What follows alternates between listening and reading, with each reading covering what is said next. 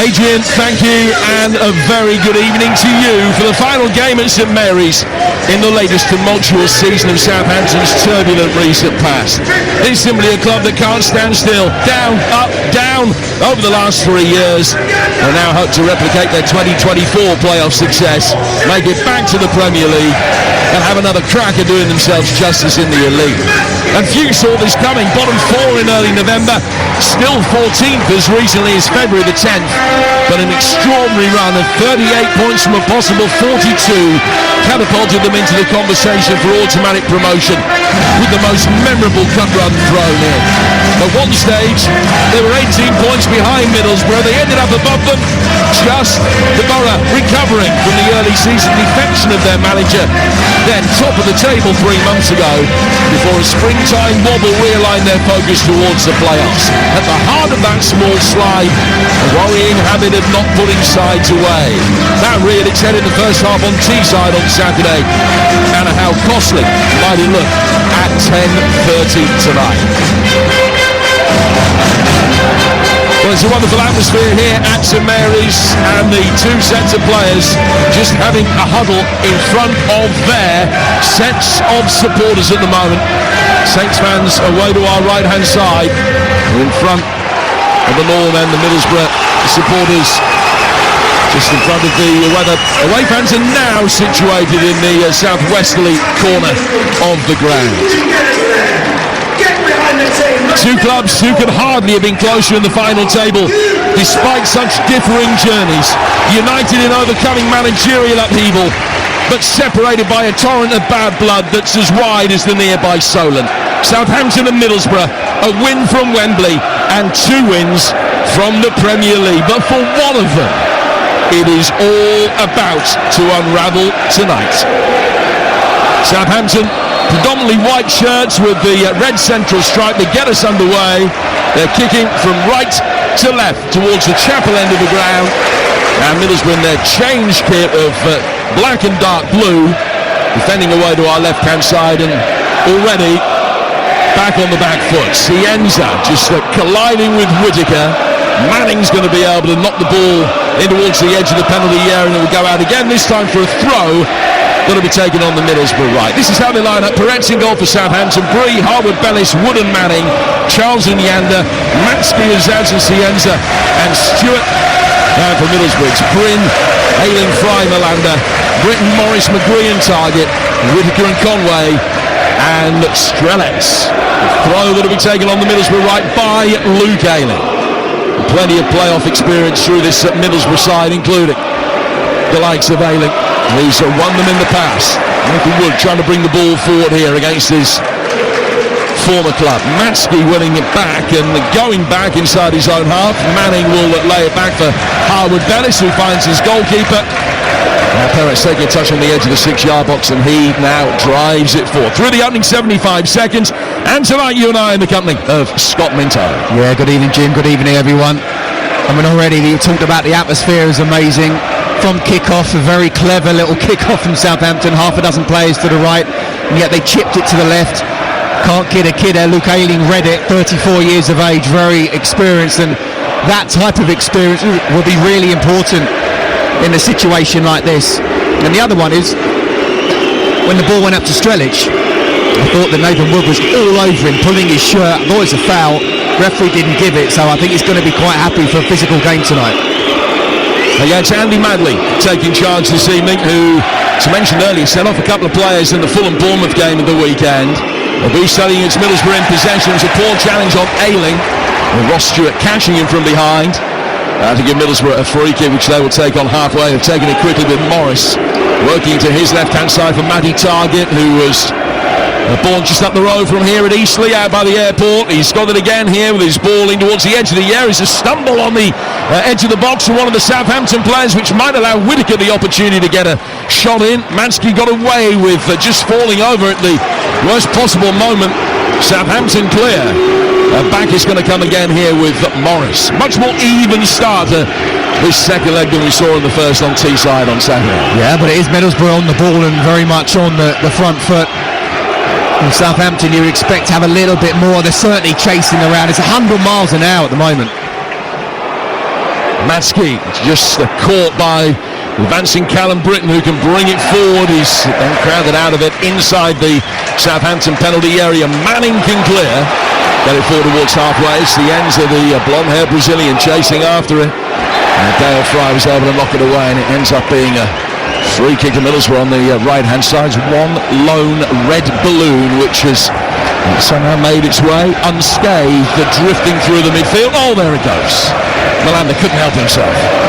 I saw it was an open target for him, and the balloon is no more.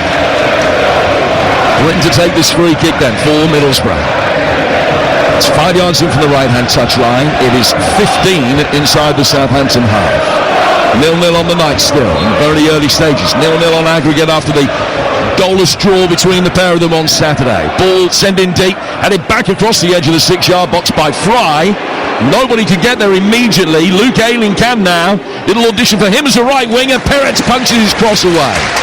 Comes outside the penalty area for Riley McGree. The support arriving from Target. Looks a square to his right-hand side. An opportunity for Morris to bring it forward. Southampton camped inside their own penalty area in these early stages. The sun just goes down behind a bit of cloud behind the Kingsland stand opposite us as Middlesbrough bring it forward again. Britain's ball in, right-footed efforts in. What a start! 5 minutes in. It's Middlesbrough to take the lead. The perfect start from Riley McGree. And those travelling Borough supporters go mad away to our left-hand side. Didn't hit it particularly cleanly, but it was with devastating accuracy. Scuffs it into the bottom left-hand corner. And Southampton trail Middlesbrough by a goal to nil. The perfect start for the Smoggies. Well, we wonder whether Middlesbrough would sit back or try and go for it. And after the first couple of minutes, they spent a long time in Southampton's half. And fair play to them for that. It's actually a really good ball from Callum Britton. He's on the right-hand side. He's completely free. He's looking up.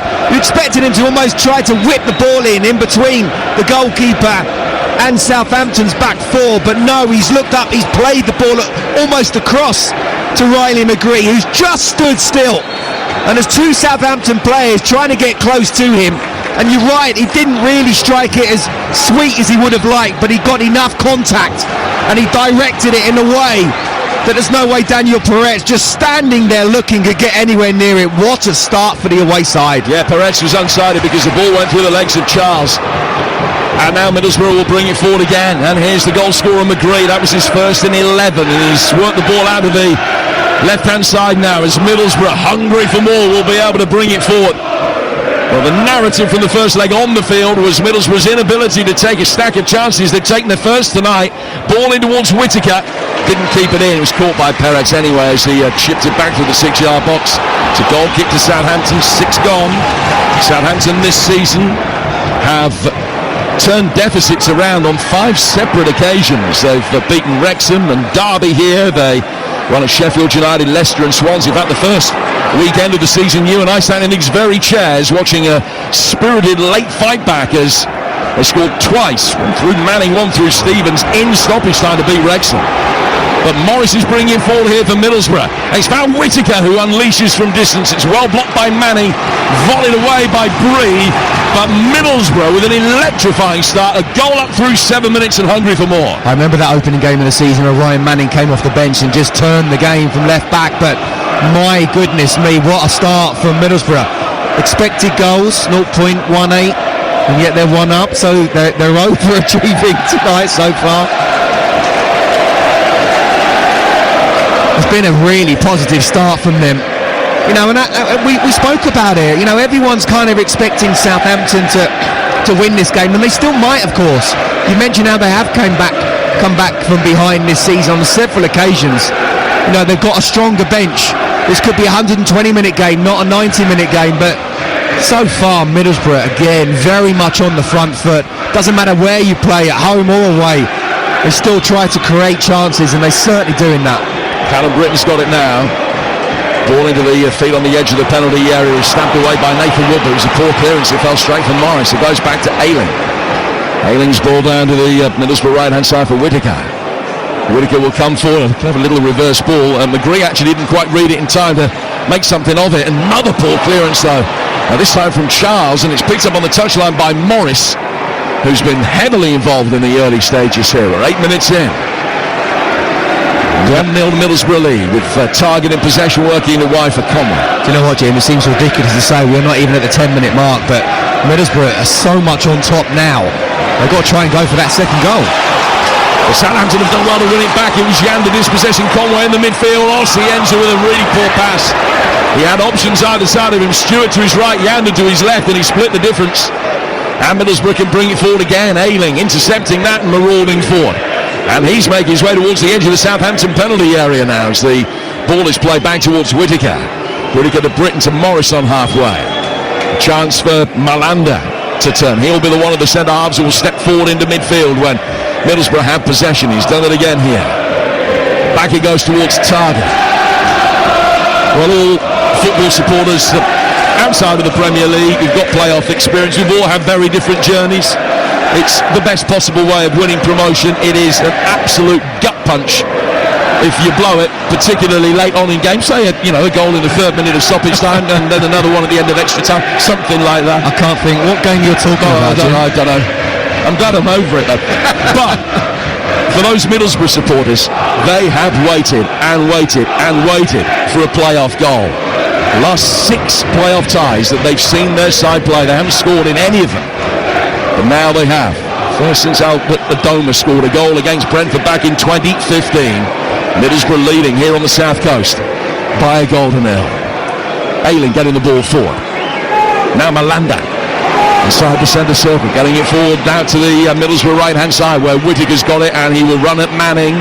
And will take him on the outside, and then checks back in and fires towards the near post. Nearly squeezed it in between Peretz's left foot and the post. It's gone into the side netting. Another roar of appreciation from the travelling Teessiders, who lead here by a goal to nil through 10 minutes. Yeah, and a roar from the home fans as well to say, come on boys, what are you doing? Feel like you've done the hard work. We try to make it as atmospheric as possible. Now go out and take us to the final. And at the moment, it's Middlesbrough handling the occasion. Morgan Whittaker will fancy his chances all day long against Ryan Manning. Look, he's got a great left foot, there's no doubt about it. But on a one-on-one situation, he can go outside, he can go inside. He's shaped to do both, and he came back inside, had the shot. Ryan Manning has to ask for help. Dale Fry thought he might need help for a moment there as Ross Stewart nearly caught him in possession with a run towards goal. Fry recovered. And Bryn will clear and pull it out of play for a throw on the Southampton right, but well inside their own half. Listening to EFL Live on TalkSport with McDonald's. Order delivery on the McDonald's app from 11 a.m. 18 plus. Fees apply to delivery orders subject to availability. Price may vary. 1-0 to the Borough. And still, we haven't had a single playoff tie in the 21st century in any of the divisions. That has been 0-0 at full time in the second leg. Manning bringing the ball forward now for Southampton. Left-footed ball flipped in. Stewart! Narrowly wide. He did brilliantly. He got the run on the Borough back line. He got him behind Malanda. Made contact. Knew that he just had to try and feather it towards the far post. No chance for Bryn. But it's rolled across the face of goal and beaten the far post by a couple of feet. Jim, he's got to score. He has to score. He's inside the 6-yard box. Yes, he's stretching, but he gets contact on it. He's in front of the goal. All he's got to do is just miss Bryn out, and the keeper can't get anywhere near it, and he's in the end shot wide. Brilliant play from Ryan Manning. Just what I was saying about what his positives are. Great run going forward. Brilliant ball whipped in. He's got the wrong side of the defender. He has to stick it in the back of the net. There's sometimes where you say, okay, he's done well to get there. Other times hit the target. That you have to score, especially when you're 1-0 down in the playoff semi-final second leg. Now Charles has been caught. It's going to be a free kick to Southampton inside their own half. It was Riley McGree that fouled him. Just being spoken to by referee Madley. And a yellow card is shown. First of the night. I don't think it's going to be the last. Ryan McGree on the score sheet now in the book as well. Ross Stewart scored in his last playoff start. And that was for Sunderland in the 2022 League One final. He's got a really good record in his playoff career, but he should have scored there. Well, we were talking in the build-up about the fact that Southampton take their chances here at St Mary's particularly, and Middlesbrough struggle to. Well, Middlesbrough have taken a half chance tonight. Southampton have missed a sitter. 1-0 to the visitors. Now the same on aggregate. Cienza with his beautiful poise and quick feet, just dancing through the midfield. Lays it off for Azaz. High ball over the top from Harwood Bellis, who hit the bar in that first leg. Another ball fired in. Matsky couldn't get there. Two Borough players go for the same ball. Comes outside the area for Azaz. Doesn't shoot. Plays it out wide. Clipped in and headed away by Britain before it found its way through towards Stewart. Southampton recycle it. Drill pass out towards Cienza. Oh, he's got past his man. Clips it in with the outside of the right boot. Azaz off the top of his head. Bree coming in. Couldn't get there. Better from Southampton, and Middlesbrough clear for a throw. Much better. And this is what the home fans were expecting from the very start. It's been all Middlesbrough so far, and they do deserve to be a goal up, but just in the last minute or so, Southampton have shown what they can do. And the fans are desperate to get behind them, but the players need to give them something, and they have done in the last 60 seconds. Manning shoots an innocuous ball forward, and it's rolled straight out of play.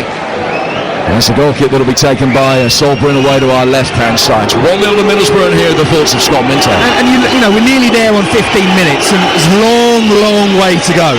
But if you look at the stats, Southampton have just crept up now to 40% in terms of possession.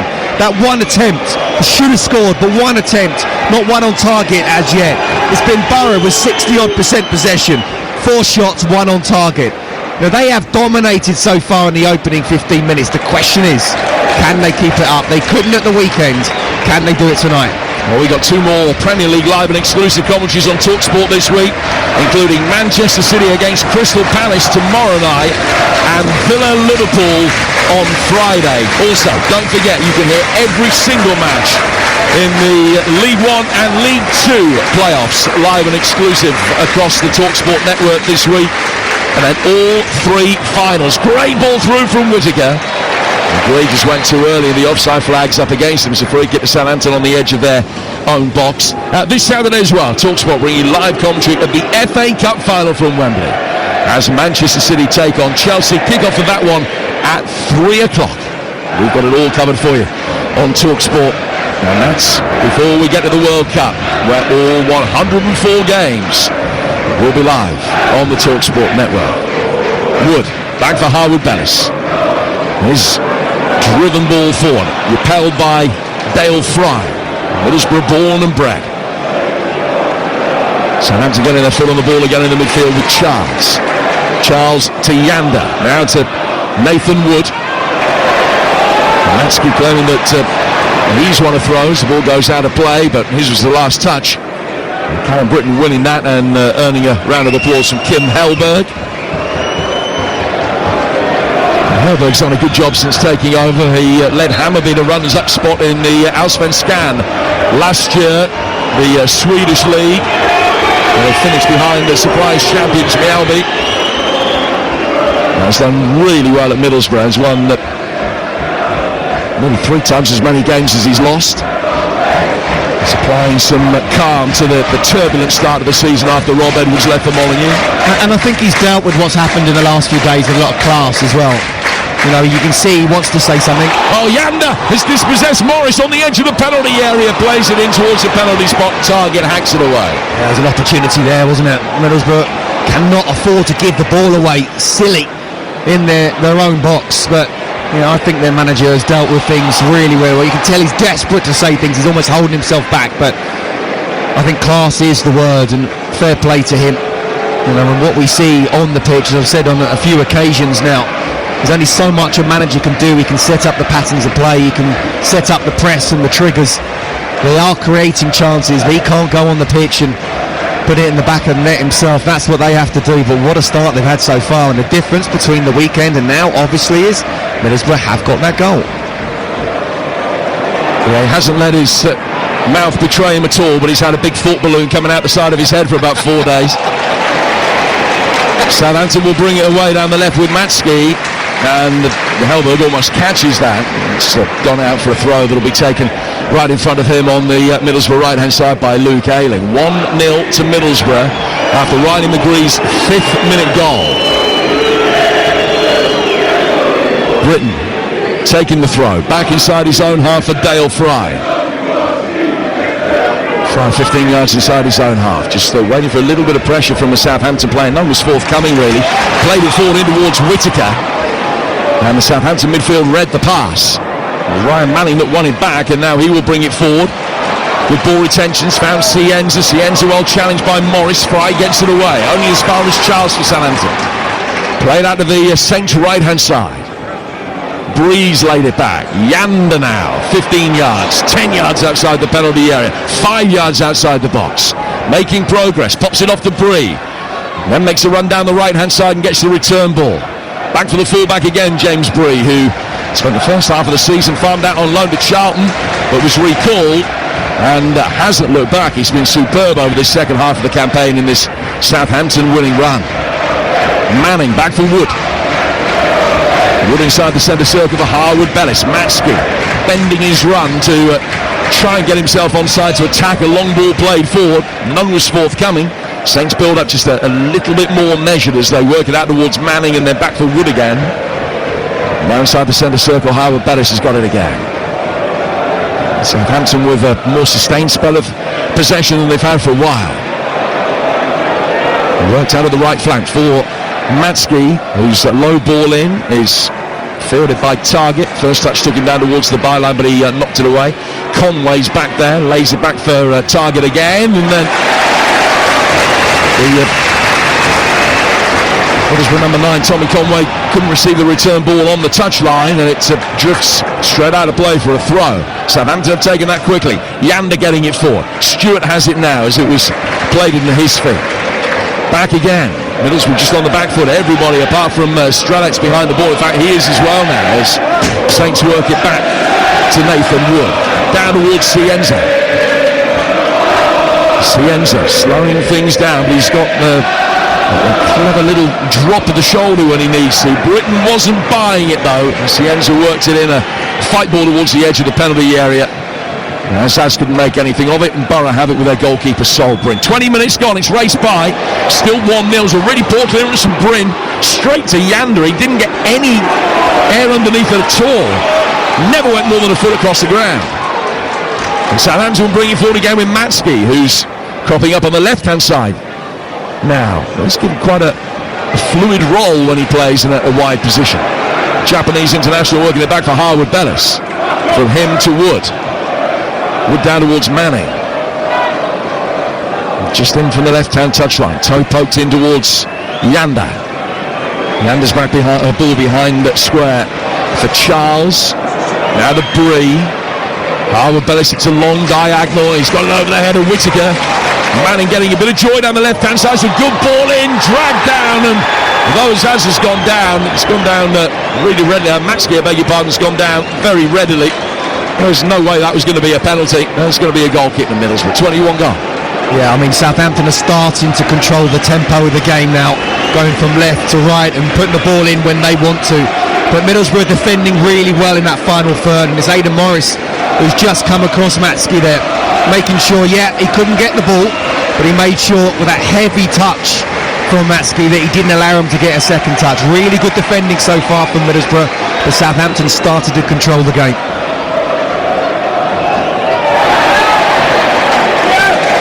Another free kick. There have been quite a few of them so far. Strelec on Wood that time.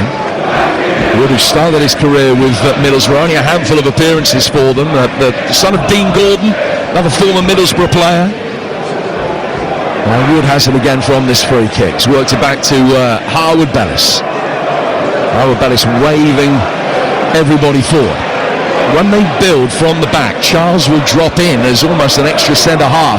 Not in the middle like defensive midfielders often do, but he tends to go on the right-hand side of Harwood Bellis to help them to build. To make for a slightly lopsided formation at times. Yanda's got it. It seemed to be the key for a ball over the top because 2 or 3 were looking for it, but the pass instead was worked short into the feet of Stewart. Fry reads the next pass forward.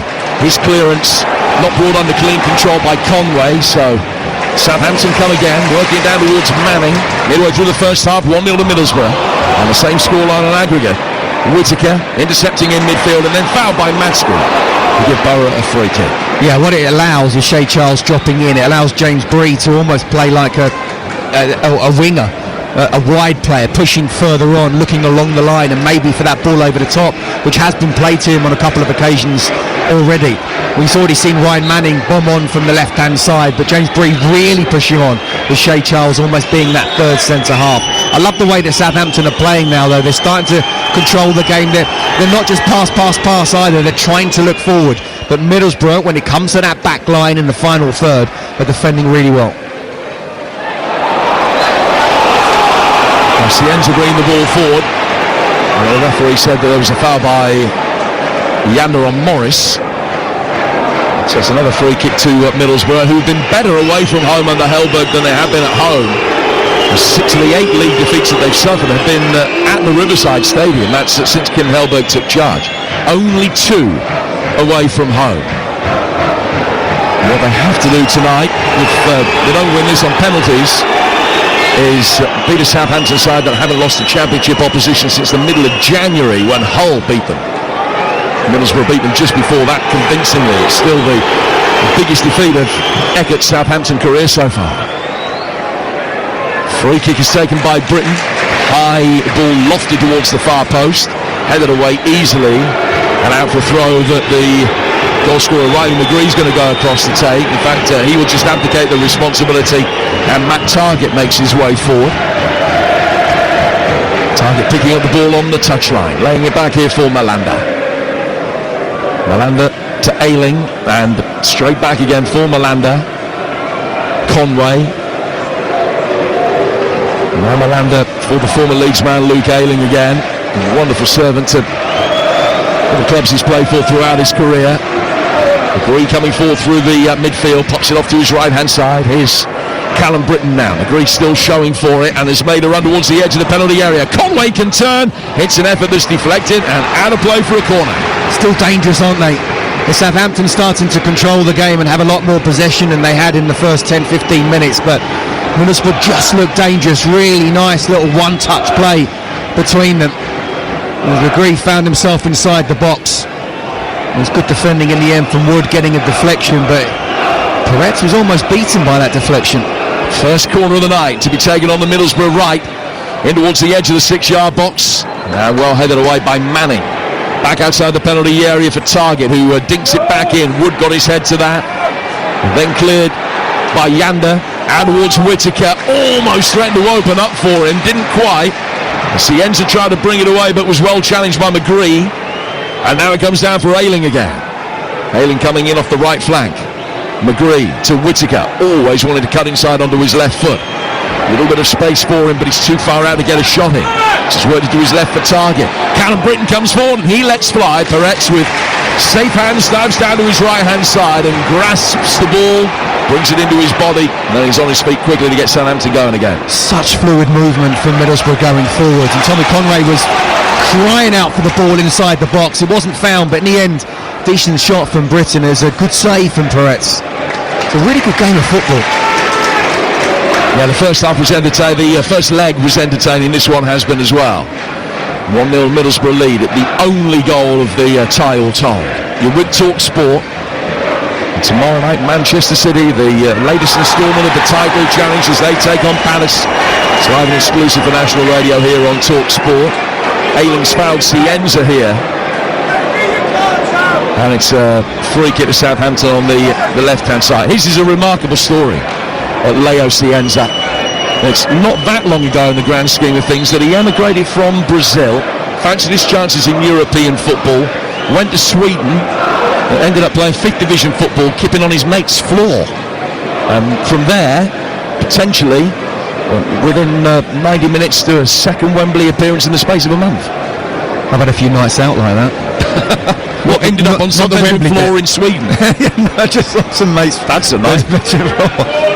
But it is a great story, and then actually listening to him talk about it and tell the story, the first thing that strikes me is how good his English is, and I think that's really important when you come to England.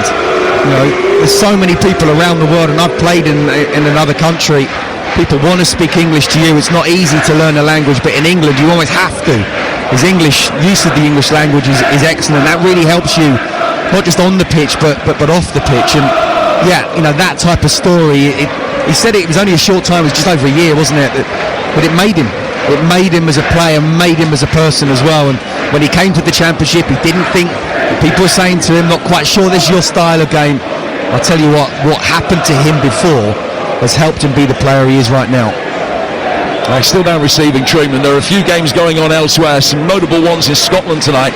The relegation playoff, Dunfermline against Partick Thistle. This is the semi-final stage, and whoever wins this will take on the side that finished second bottom in the Premiership, which is almost certainly going to be St Mirren. It's Dunfermline 1, Partick 1 at the moment. St Mirren, though, in action tonight at Pittodrie and lead at Aberdeen with a goal from Richard King. Now, the other games in the relegation group tonight, both goalless. That's Dundee United, Livingston and Killie against Dundee. The games, the top half of the table, taking place tomorrow, of huge consequence, and we will keep you updated, of course, during our live commentary from Manchester City Palace. Sienz is back on his feet. Manning will take this free kick. Whittaker is a one-man wall that is standing roughly where the spray has been put down. Manning's set-piece delivery, ordinarily exemplary. What can he muster from here? 5 Southampton players in red and white preparing to attack this inside the penalty area. Borough have got everybody back. Manning taking it, plenty of whip on it. Headed away before it got to Harwood Bellis, and then cleared up the right-hand touchline by Whittaker. Sienz is still waiting for permission to come back on. Southampton in possession with Charles, but much deeper. In fact, he's gone deeper still for Yanda. And Yanda on the edge of the centre circle. Waits for Nathan Wood to come back. Southampton just trying to keep possession as the clock runs down on Sienz's sanction on the touchline. He's going to be back on the minute. In fact, he is now. So Southampton restored with their complement of 11. We played exactly half an hour here on TalkSport, and it's still 1-0 to Middlesbrough, as it's been since the opening 5 minutes. Riley McGree getting on the end of a Callum Britton cross. Stewart, whisk ball out towards the right-hand side. Easily run back by Target, he read it and got there first. And now they'll come forward quickly with Conway. McGree waiting again, Target plays it in. He's won a corner, thought that he should potentially have had a penalty for handball. Not seeing that, but it is a corner that'll be taken on the Middlesbrough left-hand side. They're second of the night. Yeah, really good counter-attack there from Middlesbrough. Just wonder whether Target could have missed that first man. Is it Shay Charles? There's no way it was, I'm not even sure it hit his arm, let alone it'd be anywhere like a handball for a penalty. But, that's where Middlesbrough are dangerous. They can't just afford to sit back all the time, but just pick your moments. Latest Middlesbrough corner. It's an away swing, and Dale Fry coming out to try and attack it. Half clear for Callum Britton through a crowd, and then an instinctive little flick from Fry. Back heel flick. Perez did really well to react. Had to turn quickly, dive down away to his left-hand side. Actually wouldn't have counted because the flag came up, but it was really instinctive play by Dale Fry. You wouldn't ordinarily have expected a moment like that from a man who scored only 5 goals in nearly 300 games. Sienz is still looking uncomfortable though. He's got a lopsided jog. It's like he's got Scott's wallet in one pocket as he's trying to make his way forward up the inside left channel. Is that the light side? Southampton bringing it forward again. Stewart trying to react, it's gone down. No foul by Callum Britton, who will be able to bring it away. 2 Southampton players going down, but the referee happy for play to continue. Well, Middlesbrough working forward up the left. Tommy Conway's done well.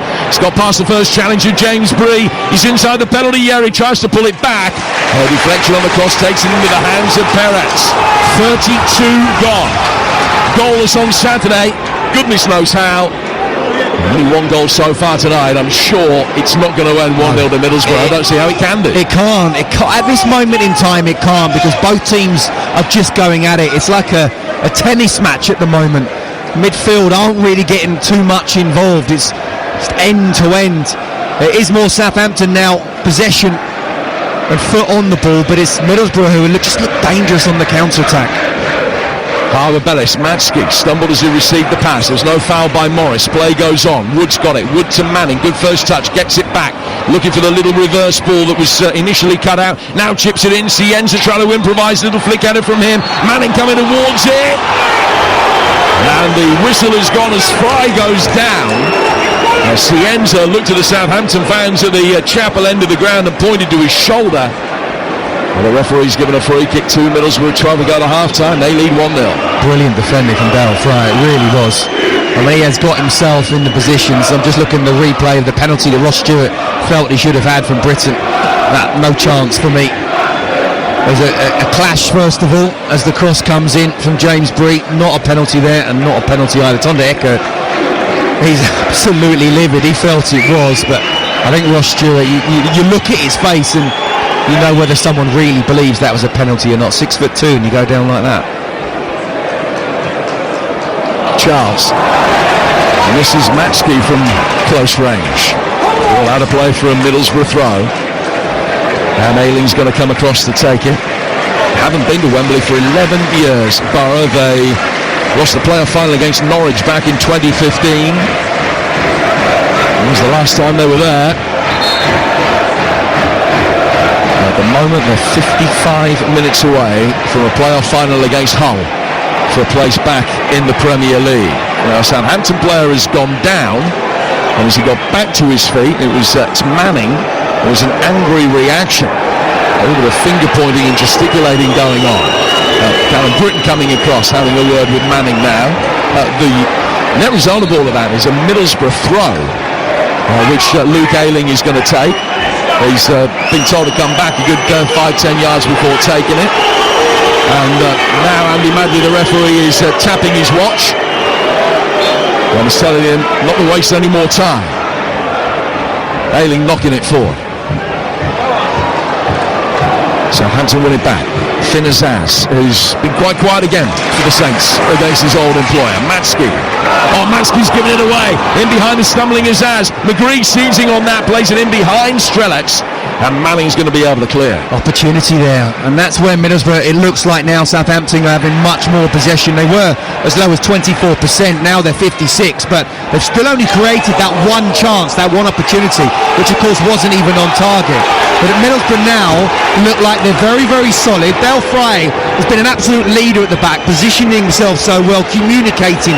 You can see how he's talking to the players around him.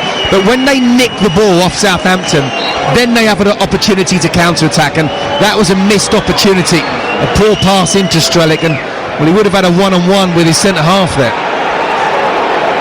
Strelec going up for that one as well. Didn't know where the ball had bounced, and he was looking around him, trying to see where he was. Behind you. But over the line, ultimately, and out for a throw. And Middlesbrough will take. And they're right back position with Callum Britton. Back he goes for Fry to the blonde-haired target. Malanda getting the instruction to turn. Works it forward, but passes it straight to Matsky. And Matsky flips it off the retreating Britton and out for a Southampton throw. The ironic cheers will tell you that those in the main stand here think a few decisions have gone against them so far. Manning to take the throw for Southampton. Middlesbrough haven't lost to the Saints for 9 years. Haven't won here though since 2003. A Malcolm Christie goal, although that Kevin Phillips got sent off, but it was the last time they won. They've had to wait a long time for it. It would be particularly sweet for the travelling Teessiders if it were to come tonight, with all things considered. Bree works this forward towards Azaz. It does feel, though, that this is a game with a long, long way to go yet. Malanda in possession for Borough inside his own half. Back for Fry. Ayling showing for it, poking it through the midfield. Malanda trying to get the better of Azaz, then rides the next challenge that comes in. That was a foul. Good advantage play by the referee. Aidan Morris taking over. Yander's done brilliantly to win that cleanly and get it back. Cienza shows him where he wants it, and it's played in front of the Brazilian, who then turns Ayling brilliantly. Ayling having a little nibble at him. He knew he couldn't let him go, and he's fouled him, and he's going to get booked on it. I was going to say Luke Ayling needs to be careful, because he's one of those who he defends right in your face. Great lad to have, good lad in the dressing room. The way he works hard, he gets tight, good, honest, professional. And he just got turned by Cienza there. Sometimes, yeah, you want to get tight, don't allow him to have the ball. Other times, just be clever, just touch tight, no more than that, don't foul. And it looks like should be getting the yellow card out. Well, he has got it out. Andy Madley's got 3 Middlesbrough players around him as a defence delegation. And there are some words from Manny now towards Ayling. Well, the cheers will tell you the yellow card has now been shown. Still, he's having a pop, Luke Ayling, at the referee. And the crowd want another yellow card, I think, for dissent. Calling for him to be sent off. And he is, along with Dale Fry, going to be spoken to again. I can't imagine that Andy Madley's going to show a second yellow card here. Not to Ayling, anyway. He's calling Fry over. And now he's waving him away. Now he's going to come over and have a word with Kim Hellberg. And he's calling both coaches over. I mean, the bad blood has been so obvious between the pair of them since Thursday. Hellberg's in there. Eckert's in there. And the fourth official, Tom Neal, has got a ringside seat. And the referee's laying it on the line that the pair of them need to behave themselves. Tom Eckert's not happy with what Andy Madley's saying, the two of them. And Hellberg wanted to square up to him then, so something was said. And the referee had his arm on Eckert's shoulder. And I don't know what was then said, but Hellberg's eyes came out on stalks and he took a deliberate step forward to try and get past the fourth official towards Eckert. And they're both now being spoken to separately. This is going to run and run. No, but I think Andy Madley's made the situation worse. He doesn't need to talk to the managers. Just talk to the two captains if you want to talk to someone. You don't want those two managers within a yard of each other. Clearly he said something, the ref. Tom Eckert has come up and you can see he wasn't happy as being said, and then Kim Hellberg has reacted to Tom Eckert's reaction. Why are you getting those two within the vicinity of each other? Now the referee, sorry Scott, I'm sorry, while the referee's dealing with that, there are 5 or 6 players again in really close quarters. A bit of pushing and shoving. Ayling and Harwood-Bellis not squaring up to each other. Ayling with a massive grin on his face after Harwood-Bellis said something. And he continues to rumble on. And again, you know, the referee's still there, and they're just arguing with each other. And just stay away, just keep them away. There's no need for it at all. Just ridiculous for me how you're getting those two within the situation, within a yard of each other. Clearly someone's going to say something, and then the other one's going to react to it. I mean, if I'm Tom Eckert, I'm just keeping quiet. I mean, that's what he needs to do, but I mean, the atmosphere certainly is risen, and Southampton have got a great opportunity here with a free kick. Got 35 yards out, it's going to be whipped in. It's going to be Manning again. Borough keeping a high defensive line. Now they'll drop back a little bit of space. Oh, it's just over the bar. Clicked in left-footed, and the runners coming forward. It was Harwood-Bellis who came back down and was close to it and was headed away, I think, by Ayling from just in front of him to squeeze it over the bar for a corner. It's a wonderful ball. I mean, he got 2 players offside. I don't know if it would have been given, but it was Luke Ayling who was dropping off in the right place. He's 6 yards out. He's kind of kneed it over. I can't believe he's absolutely meant to do that. Now Cienza takes the corner, it's headed away by McGree. Back in right-footed from Azaz. Claimed at the second attempt by Brim. Well, so he was a header over the bar, you're absolutely right. Came off the knee of Ayling. And he would have counted as an own goal because they gave the corner. There were 2 players offside. Offside. I mean, I wonder whether the flag would have gone up. I'll tell you what. I mean, I'm sure we're going to get more goals, but even if we don't, we're going to get more excitement as the second half goes on for sure.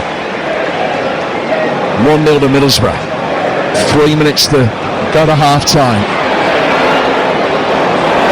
So that the torrent of bad blood between the two clubs was as wide as the Solent. I think it's approaching English Channel dimensions now. It's a throw that'll be taken over on the Middlesbrough left. That's the far touchline from us. They're kicking from left to right in their blue and black change kit. Southampton in the predominantly white kit with the red central stripe down the front. Poor throw from Charles, knocked by Target, knocked away by Charles. And out for a throw that'll be taken again on the Middlesbrough left. So we've got 2.5 minutes to go to half-time. Cienza was down hurt for a couple of minutes, and then there was the shenanigans, the verbal shenanigans a few moments ago. We could easily have 4 minutes added on. 1-0 at the moment to Middlesbrough. Cienza trying to get the better of Malanda. Drops his shoulder, will take him on down the touchline.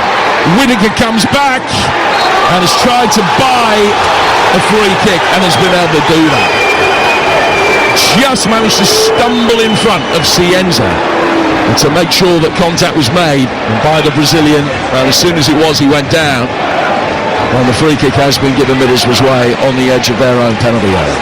Well, it's brilliant play, brilliant wing back, but tracking back play from Morgan Whittaker. You know, you can see that Leo Cienza's trying to get on the ball as much as possible. I'm not sure he's still 100% fit. Be interesting to see whether he comes out in the second half or not. But the moment he gets the ball, he forgets about that injury.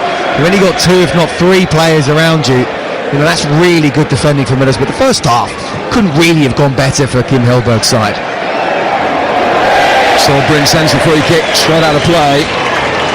And a throw that will be taken on the Southampton left. You're listening to EFL Live on Talk Sport with McDonald's. Order delivery on the McDonald's app from 11 a.m. 18 plus, fees apply to delivery orders.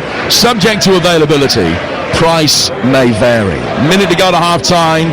Probably 5 minutes of playing time left yet. Ayling given a shove in the back by Stewart. Officials didn't see it.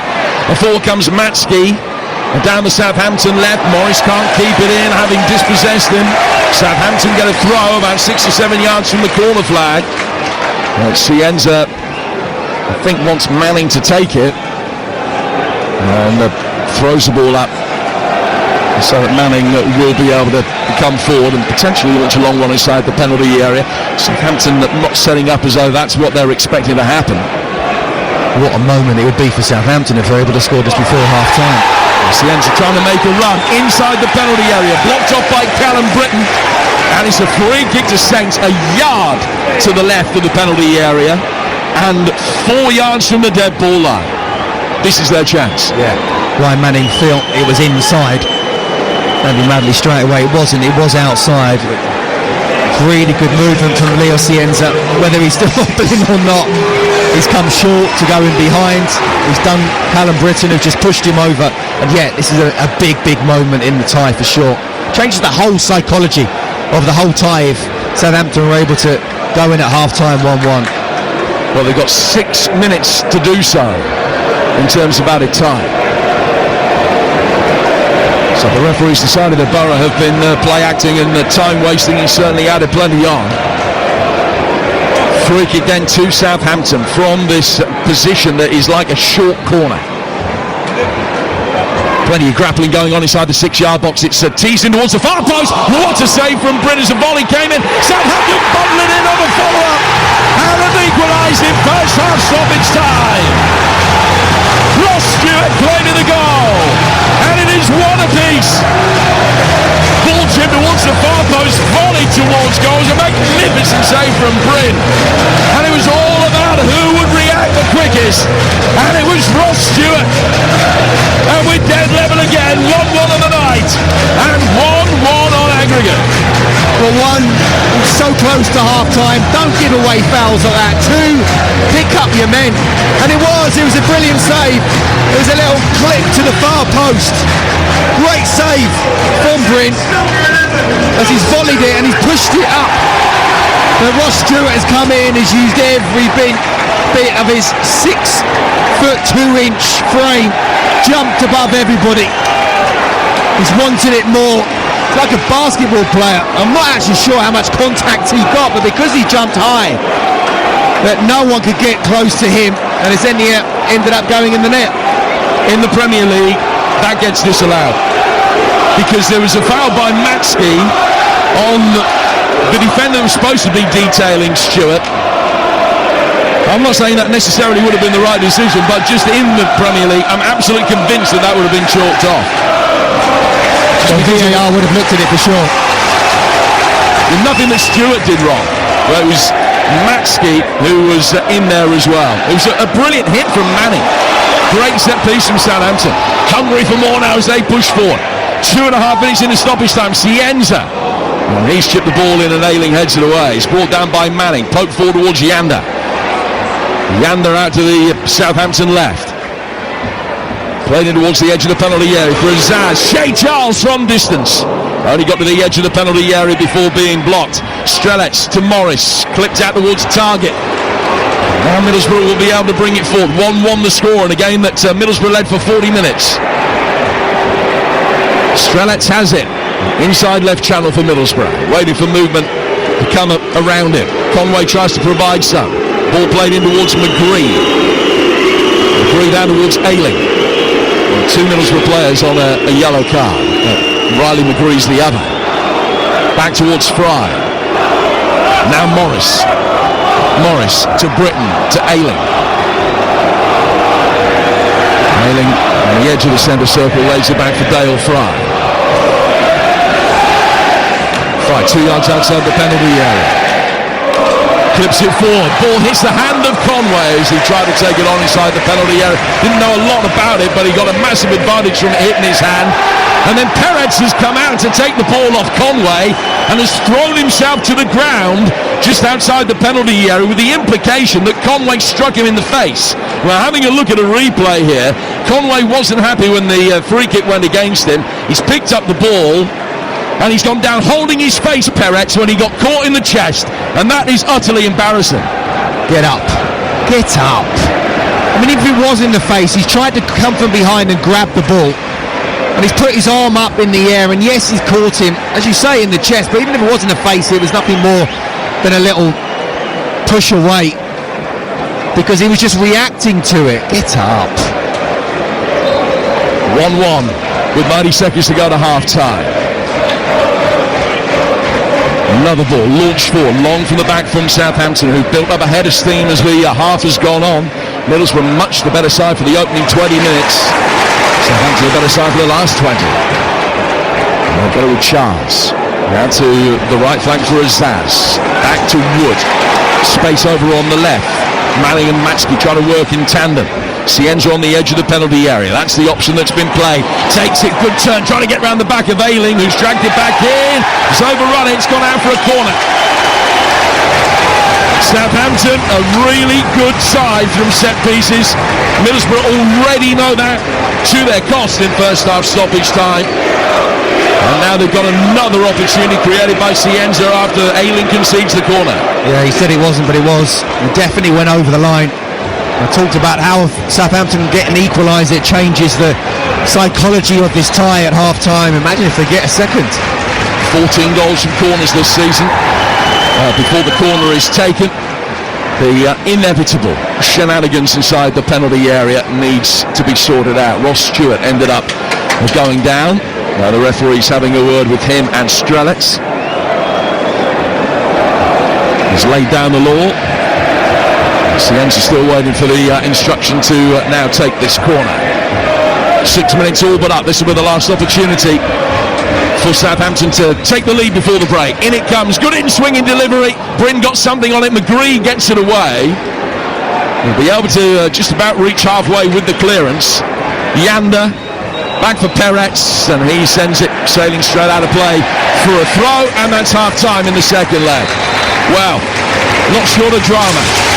Didn't ever expect that it would be. Hugely entertaining and a rumbling undercurrent of absolute antipathy. Half-time, Southampton 1, Middlesbrough 1. Well, it just feels as though VAR rules most things out, so I was just sticking my finger up in the air, really. I do think that there might have been a foul by Matsky. It'll be interesting to see what Borough make of that later. So 1-1. And as is often the case as we start the fourth half of the playoff semi-final, still the most significant moment of the entire tie lies ahead of us rather than behind us. McGree on 5, Stewart on 45 plus 1. It is 1-1. There have been no changes. We're back underway. Southampton white shirts with the red central stripe and trim, kicking towards the northern end of the ground. And the Middlesbrough supporters who, as we look at the stadium as a clock face, they're at sort of 10 o'clock from us, and the corner between the Kingsland and the Chapel End away to our left-hand side. Just a few empty seats in there. I mean, it is a long, long way. I think that they would have been very, very happy with how their side started, but would have been a little bit more frustrated as the night went on with how many free kicks and set pieces were being conceded. Run through the two teams for you in a moment. Middlesbrough with a throw, which is taken over on the far touchline of Borough. Right, it's gone back for Dale Fry. He played forward. Strelets going up for it. Just caught his man in the back, and it's a free kick given Manning's way. He's taken it quickly. And back for Harwood Bellis, who's 10 yards outside his own penalty area as he turns, works it forward through the midfield. It's taken a deflection that goes Ross Stewart's way. It's got Bree making a run outside of him. Now 4 in the centre, if he can get it across. He's clipped it towards the far post. He got the angle all wrong, and it sails straight out of play. The first Southampton opportunity of the second half, fizzing away and coming to nothing, and Cienza's not right. They've sent him out for the second half, Scott, in a bid to try and run it off. He's not going to be able to. Well, he's such a big player. I can understand why it was like, we'll give it a go. And it might even be him saying, let me give it a go. But he is absolutely hobbling at the moment. And, you know, that sort of grimace on his face that tells you he's not going to be able to run it off. Maybe adrenaline can get him through it, but it doesn't look like it at the moment. They're still chasing after this, and as soon as he knows that he can't get there, again his stride becomes a lot more broken. Middlesbrough with the throw. They're lining up. Bryn in goal, Ayling, Fry and Malander, Britton, Morris, McGree and target, Whittaker and Conway and Strelets. Now for Southampton, it's Perez in goal, Bree, Harwood Bellis, Wood and Manning, Charles and Yanda, Matsky, Azaza Cienza and Stewart. Harwood Bellis rifling into a challenge that the referee let go for a couple of seconds and then pulls it back and has given a free kick against the Southampton captain for a foul on Tommy Conway. Yeah, he's not happy about it, and it took him a few seconds to actually make the decision. The ball was played short. It was a terrible ball to Harwood Bellis, and it is one of those he had to try and go for it, and if he didn't get the ball, he's getting the man, because he was the last man. I don't think he can complain. Yeah, the referee took a bit of time. I think it was a foul. It's a free kick given away by the one-time England international. I think Tom Fellows might be getting ready to come on for Southampton, which you would imagine will be for Cienza. Yeah, I mean the thing is, as much as Cienza wants to stay on, and I'm sure Tonda Urquhart wants him to stay on, if he's only like 60% or even less of the player he can be, you've got to make a substitution. Callum Britton with a free kick for Middlesbrough. It's headed away by Harwood Bellis, back into the fray by McGree, and cleared again past McGree. The Australian's got plenty of time to run round it. Laid off for Target, who will launch it forward left-footed towards the edge of the penalty area. But Fry is bustling for it, and the last touch comes. The Borough players thought off a Zaz.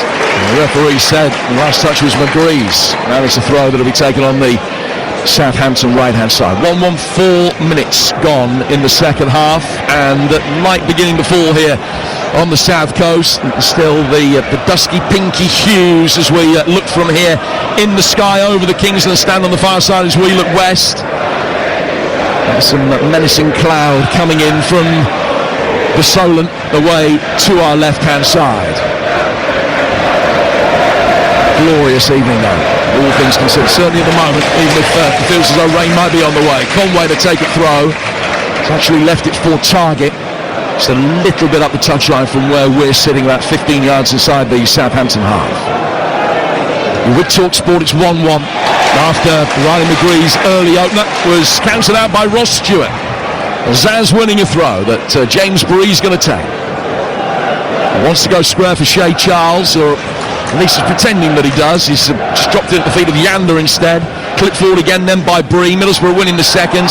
Foul by Charles on McGree, and a free kick. This time given Middlesbrough's way. It's really stop-start at the beginning of the second half. Yeah, it's a scrappy start, but I do think it won't be that long before it gets really exciting again. And as we get towards, whether it be extra time or one team gets that second goal, I do think that tempers are going to boil over when we sit and just watch and just see what happens. I'd be surprised if all 22 men are on the pitch by the end of it. Target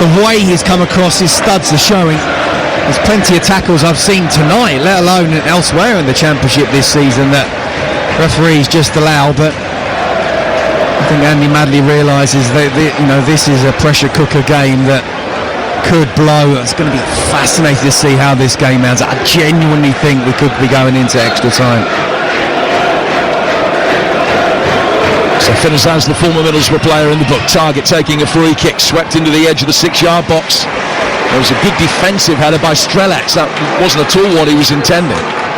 It's then cleared and goes out of play for a throw that Middlesbrough will take on their right flank. Well, first of all, Andy Madley's concerned about Matsky, who's gone down on the edge of his own 6-yard box. Doesn't appear to be an awful lot of concern on the Southampton bench. No sign of a physio coming on. So play will restart with a throw on the Middlesbrough right. Great volume here at St Mary's. What an invention the playoffs have been. 40 years, can you really believe they've been going for 40 years? 40 years of heartbreak. Throw on the Middlesbrough right, launched in, flicked on by Ayling, straight out of play for a goal kick that'll be taken by Daniel Peretz. We'll play 57, it's one apiece. It is, I mean, you're right about the heartbreak, but it's got to be one of the best things ever invented in football. You know, the whole world watches the jeopardy, yes, the heartbreak, but also the joy.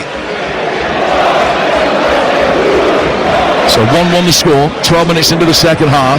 Charles getting the ball back from Matsky. They play it out towards Cienza. Matsky then working it down the line for Charles. Towards the edge of the penalty area, good strength. Trying to get round the back of Fry, he's won a corner. Now it is being reported, you remember the Taylor Harwood-Bellis-Luke Ayling incident in the first half. It's being reported that Harwood-Bellis allegedly made a remark of a discriminatory nature to Ayling, which is why the referee went to the touchline to speak with the managers. Andy Madley, the referee, is going to be reporting the incident, I understand. So that will rumble on. That explains why Tonda Eckert had the reaction, and then Hellberg had the reaction on his reaction. Southampton with the corner, it's 1-1. In towards the edge of the 6-yard box, Bryn, it's been headed out of his hands. And an acrobatic overhead kick attempt from Harwood-Bellis doesn't come off. Loose ball squirts out of the right-hand touchline. Back in from Charles. Matsky trying to take it on. Shot on the turn from Manning. Deflected off Malanda. Just grazes the outside of the post on its way past. Corner. Well, we talked about his great left foot, and he's so close there. He's inside the box. He's turned quickly. And it's actually about to go through Luke Ayling's legs, and I don't think that Peretz would have been able to stop it. In the end, it's come off his heel and gone for a corner. 59 gone. Yet another corner. They've scored from one tonight. Cienza to take this latest one. So it's going to be an outswinger towards the penalty spot. And Melander's headed that one away, and they'll do it all again. Third in quick succession for Southampton. 59 on the clock at 1-1. A game that is simmering nicely, with the tension never too far beneath the surface.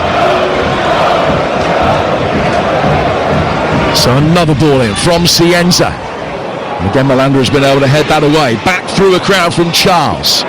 Couldn't get it through them all. Middlesbrough trying to break quickly. Whittaker turning it forward. Zaz's the last man back. He's just got his foot to that with a minimum of fuss. Stop it finding Strelak or Conway. And gets it back for his goalkeeper Peretz, who has been superb since they signed him on loan from Bayern Munich.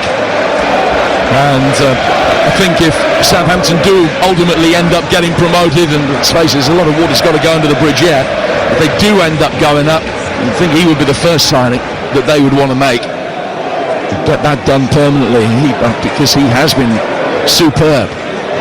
9 clean sheets, he's conceded less than a goal a game since he's arrived. Manning going forward over halfway. He's then pulled the ball back for Wood. Wood to Harwood-Bellis, curved forward target, and heads that one away easily. It's a looping header that's knocked down by Shea Charles. Zaz trying to turn on the right hand side. Oh, he's clipped it down, it's unlucky. I think he was trying to play one side of Bree, went the other. Bree adjusting his run, looked over his shoulder, was almost just able to flick it with the outside of the right boot and keep it in. But Saz was working with such a tight amount of space in the narrow corridor. He was just unable to play the passes he needed to, and it's gone out of play for a throw that Middlesbrough have taken an hour gone. One apiece. A game that Middlesbrough led for just over 40 minutes in the first half. Southampton the better side in the second at the moment. And Middlesbrough are unable to really get too much of a foothold in it. They've got it now with Conway going back for target. Yeah, you just mentioned Daniel Peretz, and he has, he fits so well here, doesn't he? But will Aaron Ramsdale be coming back to Southampton? What's going to happen with him going forward? Can't imagine he'll be staying at Southampton, but Peretz, it does feel right. Well, of course, if Southampton do get promoted, then that would make it more likely that Ramsdale will come back, you would think. But Peretz has been a great fit here. With Bellis, we've got to go up through the gears as Middlesbrough play the ball down the right-hand side of the penalty area for Riley McGree. Back from him to Morgan Whittaker. Whittaker nearly able to nudge it past Manning for a really good run from Callum Britton. Southampton clear towards halfway. Malanda now comes forward. He's gone to his left-hand side for Target. Target, who got a couple of goals in Middlesbrough's impressive win at Birmingham earlier this season. Down towards Conway, left-hand side of the box. Conway pulling it back. Target, Malanda, trying to take it on, can't beat Shea Charles. Comes out for Ayling. Ayling's left-footed effort, not his best. But he'll come out for Target. Target flicking it forward. Strelets, a little bit lucky that he's been able to nutmeg Yanda. That wasn't his intention, but he's still got the ball. It's gone back for Morris. Morris to McGree. Back for Aidan Morris on the edge of the penalty area. Chance for Britton to fire it in. He's gone deep. And Conway is going to be able to pick it up down by the left-hand touchline, near the edge of the box. And now he'll turn. And he'll come. And he'll run at James Bree. And can't beat him. Well, it's just come off the fullback and is then cleared by Azaz, and will be chased after here by Stewart. And Fry very nearly made a mess of it. He has done. Stewart for Cienza, edge of the penalty area, trying to get round his man as Ayling brought him down. Referee says no. Not for me either. I think that's really good defending from Luke Ayling. And Cienza, it's the last thing he would have wanted, Ayling. Dale Fry has been brilliant this evening, made the mistake. It looked like they were going to be on the attack there, Middlesbrough, and they will be now with a free kick just 30 yards out. But Dale Fry has been such a leader in this Middlesbrough side. He gives the ball away, or Ross Stewart just takes the ball off him, uses physicality, lays it into Leo Cienza. He's got a one-on-one almost situation with Luke Ayling. Look, Ayling doesn't get any of the ball, and he does put his arm up, but it's not a foul. It's not. He's got to be stronger there in the box. Yes, there's contact, but it's not a penalty. Yep, not all contact is a foul. There is a push. It's like a flick in a nursery school fight between two 4-year-olds squaring up to each other. I mean, that is what it looks like. That sounds disparaging to Luke Ayling. I don't mean it like that. No. But I'm trying to explain the level of contact. Yes. It was actually made. Cienza went down really easily. He did go down like a 4-year-old. Someone does that to him on a nightclub dance floor, he's not going down. No, but it was a dangerous situation. But I do think Luke Ayling, I mean, he's in the middle of, in the thick of things, isn't he? And Abe was talking about him at half-time, and you get the feeling he's either going to get sent off or somehow score the winner. Now Middlesbrough have a wonderful opportunity. Matty Target to take this free kick, which is 10 yards outside the Southampton penalty area. Tillian left-footed, deep towards the far post, starting header back across the face of goal, he's blocked. And then the subsequent cross that comes in is deflected away and out for another corner. Those set pieces aren't bad. They do tend to be able to get Dale Fry free at the far post. That's what they try and play for. And it's happened on 3 or 4 occasions. And his second ball in hit Matsky and goes out for a corner in front of the bar fans. He's completely free at the far post. He's what, 6'4"? Hello? Have a look around behind you. Now they make a run in towards the near post. Will Dale Fry. That one headed away by Harwood Bellis. Good header back in by Target. Is knocked out. That's a throw to be taken on the Middlesbrough left. Flynn Downs is going to be coming on. And he'll replace Matsky. So Downs from Matsky. Southampton blink first in terms of making the changes. The other substitutes, incidentally, for Southampton: Stevens, Larian, Fellows, Archer, Adozie, Wellington and Bragg. For Borough: Gilbert, Monroe and Brown, Silvera, Castledine, Edmondson, Hansen and Sarmiento. And the keepers, of course, Long and Wildsmith. So Downs is on. Another combative player to bring on to pressure cook a situation like this. He's had 14 yellow cards this season.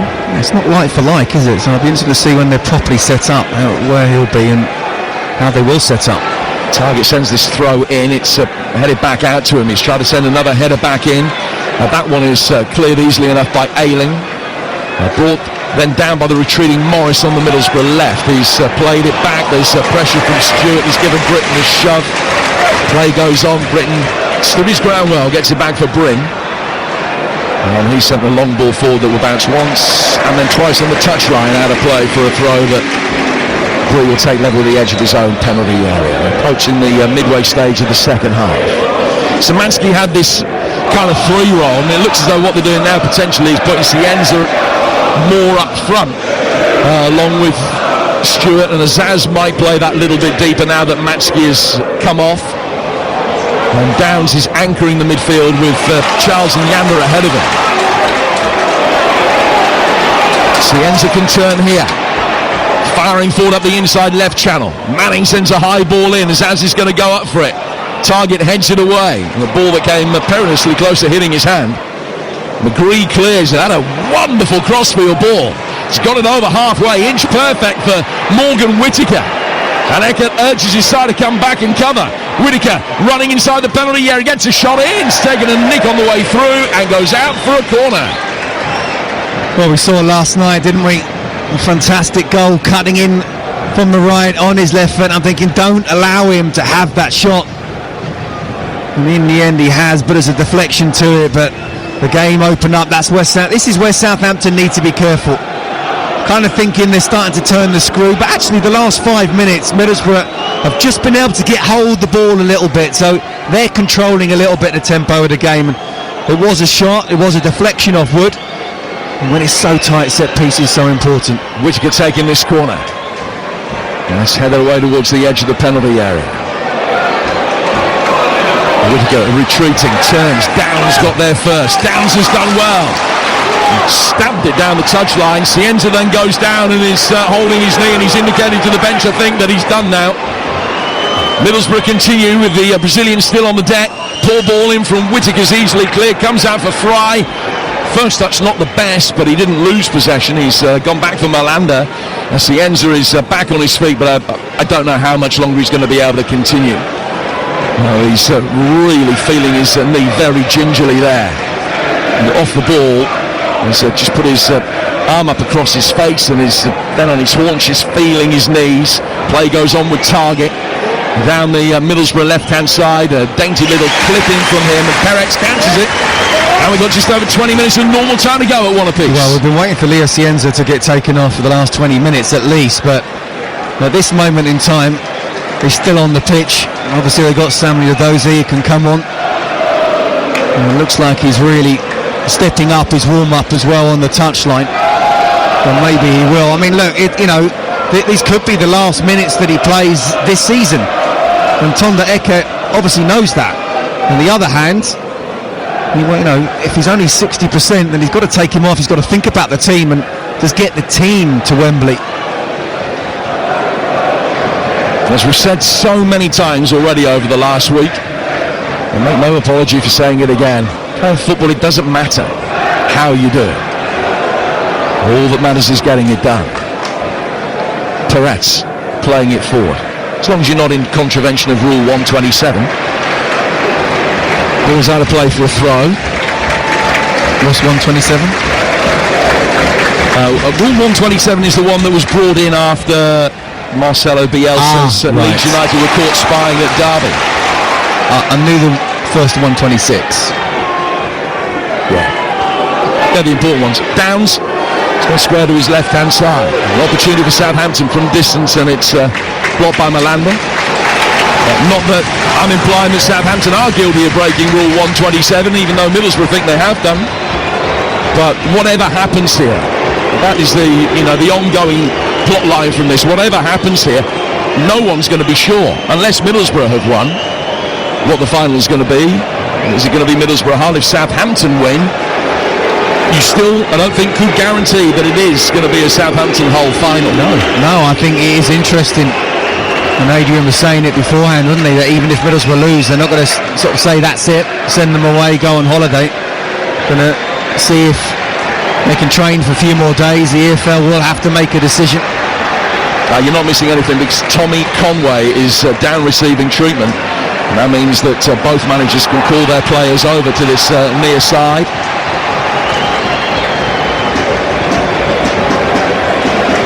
Let me remind you, we've got 2 more Premier League live and exclusive commentaries on TalkSport this week, including Manchester City against Crystal Palace on Wednesday and Aston Villa against Liverpool on Friday night. And also, don't forget, you can hear every single match in the Championship, League 1 and League 2 playoffs live and exclusively across the TalkSport network this week. Playoff action tomorrow. Edgeley Park, Stockport taking on Stevenage with a goal lead. That's over on TalkSport 2. Thursday also on TalkSport 2, Bradford Bolton in League 1. And then Friday night, Salford Grimsby and Notts County Chesterfield, the 2 outstanding League 2 semi-finals. Middlesbrough are going to be forced to make a change because Conway's coming off and Alan Brown is going to be coming on to replace him. That's not a like-for-like swap either. No, it's not. Tommy Conway looking in absolute agony, really walking slowly, so clearly he cannot carry on. He's one of those players that would almost need a broken leg to come off. Must feel like that at the moment. Well, you don't wish, at this stage of the season, you don't wish an injury on anybody, but especially anybody that could be involved in the World Cup. Yeah, absolutely. Alan Brown certainly an experienced player to come on. Played more than 400 games for Preston North End, did Alan Brown. He's won a playoff campaign in the past, down at League 1 level. 17 minutes of normal time to go. 1-1 the score between Southampton and Middlesbrough. And as the ball is played back for Nathan Wood. Wood square to his right hand side for Harwood Bellis, and then out towards Manning. Yanda works it back. Wood again down towards Harwood Bellis, on the edge of the D. Back it goes to his goalkeeper, and Peretz will be able to clear over halfway. Stewart going up for it is beaten there by Dale Fry. Shea Charles, Flynn Downs, the blonde-haired substitute for Southampton, just picking up possession and getting it back for Harwood Bellis, who finds his goalkeeper, and Peretz plays it out to the Southampton left. Now Ryan Manning is going to be able to bring it forward. Manning getting towards halfway. Downs back for his goalkeeper again. Again, just going through a little bit of a lull at the moment. It's been so helter-skelter. Can understand why players are kind of having a little breather on the job for 5 minutes here. Stewart's been fouled, and then as Aidan Morris stood by the ball as Southampton had a free kick, Downs has just clattered into his back, and it's going to be a free kick to Southampton. Well, Downs has come on. He's made a couple of challenges that just this side of the law. And he's got to be careful he doesn't get booked. And again, he's trying to make an impact not just on the ball but off the ball as well. But you're right, I was thinking just the same a minute earlier, that it's just kind of, it's not as if they're intentionally trying to take a breather, but can't keep that going for the full 90 minutes. Listen, my train of thoughts only a minute behind yours. I'm happy with that. Here's Bree, played out of the Southampton right-hand side. 1-1 the score with 15 minutes to go. You always get it out there before me, mate. Here's Harwood Bellis. Charles, back for Wood. Cienza. Another Southampton corner as he fires it in off Callum Britton. And Cienza himself retrieving the ball from the ball boy in front of the hoardings away to our right-hand side, the chapel end of the ground, the northern end of the ground. Spotted the ball down for this corner to be taken. Cienza still putting his body through the pain barrier. So important to Southampton. And he will take this corner now. Nathan Wood from the penalty spot, making a darting near post run. He's got past Britton. Ball comes in. Decent defending from Dale Fry because he forced Harwood Bellis to attack it early. And he got the contact all wrong. It's gone out of play for a goal kick. Great ball in. It was a brilliant ball in. It really was. Harwood Bellis, we know how good he is at set pieces. Solpring can't get there at all. He's beaten. And he gets the final touch, Harwood Bellis, and if he was able to get a clean header there and just get it anyway on target, it's a goal. 6 yards out. 14 minutes left. There have been late goals as a regular feature for games involving these two. Think back to that thrilling 2-2 here between Southampton and Ipswich recently, where both sides scored late. That was a great game, wasn't it? It really was. Both teams needed the win. One of many in the Championship this season. I mean, it's a magnificent division. I think that this time round, even if the quality hasn't necessarily, by and large, I mean, I would say Coventry are an obvious outlier, but quality hasn't necessarily been as good across the board as it has in some previous season. It's been fascinating. Yeah. It's just been a wonderful campaign. No, I'd agree with every word of that. I do think the quality's not quite been of the standard of previous seasons. I think next season will be very good again, but whatever you say about it, it's always exciting. And when you get to the playoffs, you're biting your nails, even if you're not a fan of one of these two teams. And we are getting to the point now. I know there's late goals and maybe there could be more than one, but it's almost next goal's the winner. Manning throwing the ball back towards Wood. Wood to Downs, to Harwood Bellis. Whittaker comes to engage, but the ball is worked past him towards James Bree. Back for Harwood Bellis again. Since Alan Brown has come on, it's a slightly more advanced role for Aidan Morris now. Whittaker, ball bypassing target.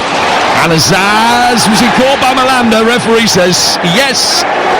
Just reached for his pocket for a moment and is going to produce a yellow card for Malanda for the foul. I think just for a moment thought about Wanda Morris for kicking the ball away as well, but it is Malanda that has been cautioned. Yeah, and he went in first and he went in second. He didn't get anywhere near the ball and he's gone in late.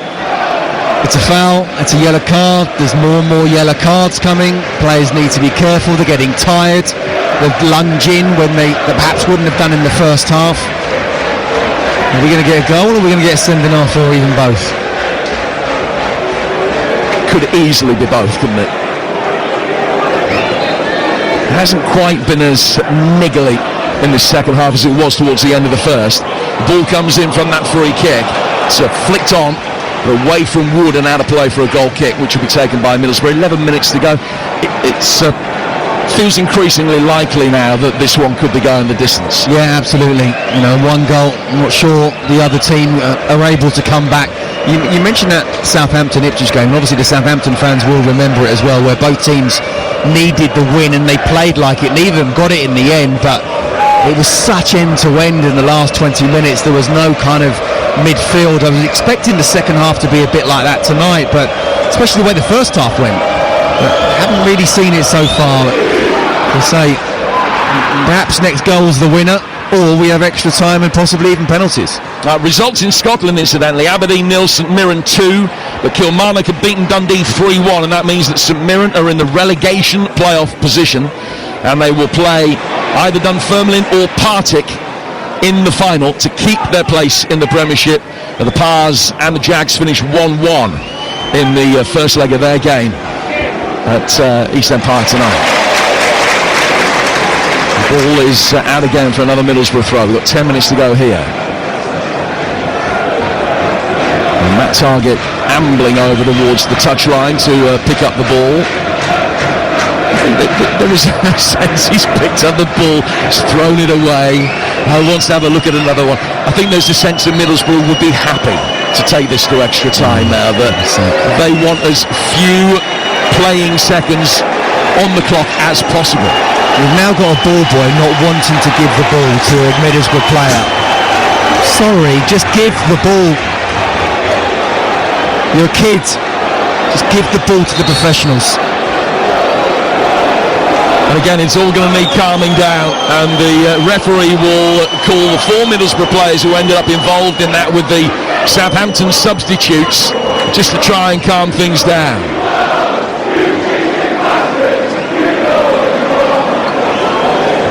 So originally what had happened, the ball gone out of play, Targett went to take the throw, he wasn't happy with the ball, it was picked up by a ball boy. Targett then went down to get another ball, and the ball boy said you can't have it. And when that happened, Morris went in and tried to physically wrest it out of his grasp. And then the Southampton substitutes had a good view of that, took exception to it. Another flashpoint. Targett with the throw from the left, brought down inside the penalty area, appeals from Morris for a penalty, no chance. Southampton will clear, and they get a free kick inside their own penalty area. 8.5 to go. It's got a bit scrappy, isn't it? I mean, we've said it a couple of times now. The second half hasn't quite developed how we thought it might. And perhaps this is where a little bit of tiredness, but also nerves kick in. You know, the first half you feel was on and off the pitch, was bubbling up quite nicely. In the second half, okay, 45 minutes, two teams really going at it. Haven't quite seen that. I think it just goes to show how worried they are about conceding that goal.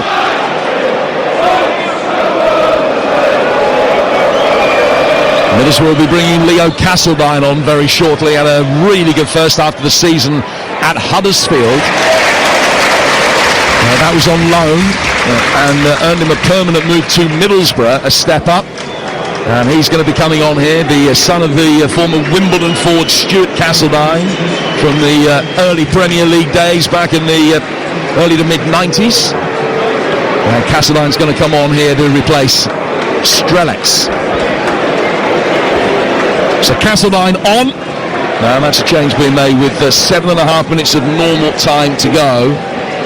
He's just got the one goal so far since his £1 million move. Came against Bristol City as a substitute, but he's got 13 all told this season. And Southampton, meanwhile, are going to be calling for the cavalry as well. And it's the veteran Canadian striker Kyle Larin who has become a firm favourite here since his arrival in January, and he will be coming on along with Samadozi.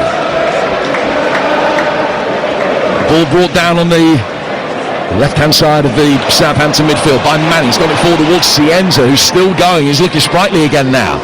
Little backheel flick inside the box came from Yanda, but Morris has trotted back to pick that up, then takes it on past his man Yanda and hits a crossfield ball out of the penalty area. And Castledine turned, just ran into Bree, couldn't get past him.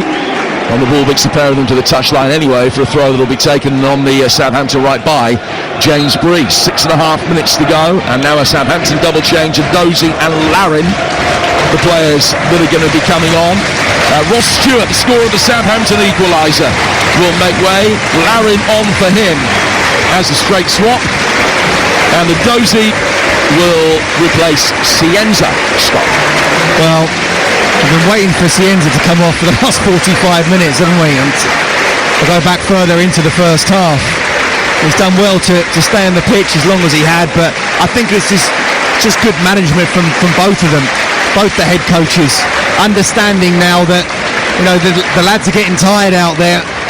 One slip, one lack of concentration, or just that extra burst of energy can make the difference. We said it about 5-6 minutes ago that the next goal's the winner, and it's looking increasingly like that now. So Kyle Larin spent the first half of the season on loan at Feyenoord from Mallorca. Only scored once, came to Southampton. He's netted 6 in his last 8 league games and 9 all told for the club. He's often come off the bench, but 9 in 20 is a pretty solid return. And he's just want to throw off Luke Ayling here. 5 minutes of the 90 remaining. Could easily be 4 or 5 minutes of stoppage time on top of that, and you would imagine another 30 to supplement those. Free kick, foul on Azaz by Targett, and it's a free kick in a really good position for Southampton. 2 yards from the edge of the penalty area and almost halfway from the right hand side of the box to the right hand touchline. Actually, where the spray's been put down is a little bit closer. to the edge of the penalty area than that. And Bree's got a chance to get the delivery right. And if you score in the 87th minute of the playoff semi-final to take the lead, the chances are it could be the decisive goal. When it's been this tight, over the two legs as well, 100%. It's a massive moment in this tie, just like we said it just before half-time. 6 in red and white inside the penalty area. Every Middlesbrough player is back. Bree gives the signal, hits it in towards the penalty spot, looking for Downs, headed away past him for a Southampton corner. Great defending from Barrett. Melenda, I think it was, who got that final touch. Really good ball in from Bree. As they've all dropped, he's only 6 yards out, so if a Southampton player was able to get a clean header, keeper's got no chance. So Bree's going to take the corner from the Southampton left. In the 87th minute, 1-1 the scoreline. Harwood-Bellis trying to get free of Britain, makes a run in towards the near post, it's hit in deeper. It's come off a Middlesbrough head. Comes outside the penalty area for a Dozy. Dozy's got Shay Charles making a run outside him. But Dozy's played it back instead towards Yander on halfway, and Yander will go further back still to Peretz, who's got the option of just knocking out towards Finazaz. It was launched up much deeper than that. And then Nathan Wood, as he's coming back, jumps over a ball from Manning, which goes out towards the touchline. Did it deliberately, he's a good dummy. A little over, Yander. Down towards Zaz, making his way forward again against his former club. He played nearly 70 games before his £15 million move here. Harwood-Bellis gets it forward. Yander's got it again, turned into trouble and then swiftly out of it. Back inside the centre circle is Harwood-Bellis. From him to Flynn Downs. 1-1 the score here on TalkSport. 3 minutes to go. And following the conclusion of this game, the Sports Bar with Jason Cundy and Jamie O'Hara taking your calls on what has been a thrilling night of playoff football. Bree chipped over the top. Dozy's got to chase after it, but Ayling had enough of a start to be able to watch it over the line and out of play for a goal kick that will be taken away to our right-hand side. The time it is taken will be in the 89th minute. It's 1-1 and extra time's on its way, I think. I reckon Jamie can keep their feet up for another half an hour. You know, the second half hasn't caught a light. I was expecting a little bit more, but it's so much at stake. You know, if we're talking about the richest game in world football, single game in world football being the Championship playoff final, what does that make this one?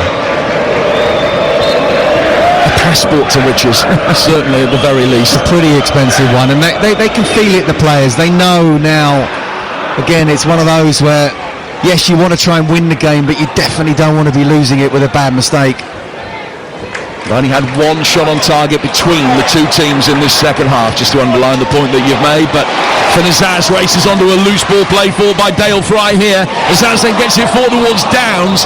Superb work by the retreating Alan Brown, who is then fouled, having one possession back, caught by Yander. It was a good job that he came in and made that initial challenge. That was really good play by the Middlesbrough substitute. Yeah, it was.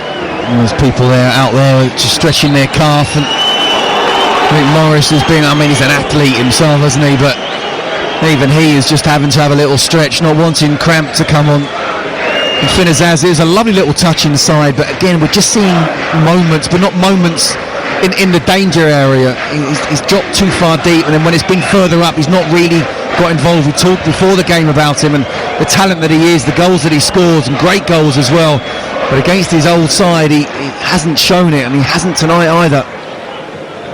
Doesn't matter if he can produce that moment and what probably would be a winning goal, and he'd be the hero for it. Well, he's been quiet tonight for me.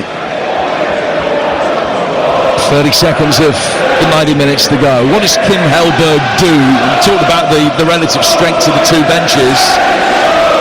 And Southampton with more attacking options. We've seen Larin come on, Cassadine on for the Borough. Kim Hellberg needs to try and find the right words to get his side to get a foothold back in this game. Zaz playing it forward. Larin, who was having a shirt pulled earlier in the piece, can't get to a ball that goes through for Solbrink, and we've got 5 minutes separating us from extra time. Yeah, look, there's Jeremy Sarmiento could perhaps come on and make a big difference, but you are getting to the point where even though we've still got 30 minutes of extra time. Ayling coming forward from the back, he's lost it. Yander slipping it for Larin. good save from Brint. He went to the goalkeeper's left, and he was able to beat it away relatively comfortably. Ayling will be hugely relieved, though. That was a poor defensive error. Southampton get a throw. Morris is initially, and then he immediately wins it back. Huge sigh of relief from Luke Ayling. I respect him a lot. He has had an excellent career. He definitely won't want to be giving the ball away and then Southampton getting the win in there to be thinking, please don't score, please don't score. Oh, thank goodness for that. Bryn clearing. Where to our right? 4 minutes to go before we go to extra time. Ryan Manning in possession. Well, what I was going to say about Kim Hellberg, and we talked about the bench and perhaps not quite the options that Southampton have. Yes, of course, he wants to try and win the game, but he's also got to think about possible penalties. Oh, Kyle Larin goes down. Referee says no penalty. Immediately putting the arms across his body. There was a ball down the right-hand side of the penalty area. Larin trying to get there first. There's a collision between him and Dale Fry. No real complaints from the Southampton players. Plenty from the fans. But you shout for everything in the 92nd minute.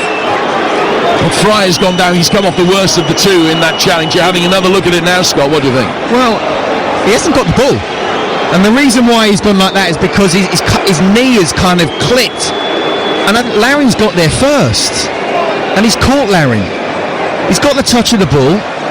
Maybe he's looking for the touch there, Larin, and that's why. And it's about the third replay you're actually properly looking at it. In some angles, it looks like it's a penalty because Fry doesn't get the ball.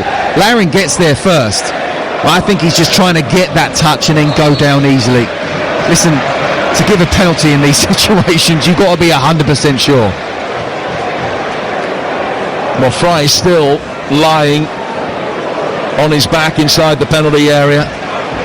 He's just having his knee attended to at the moment. And this will be a problem.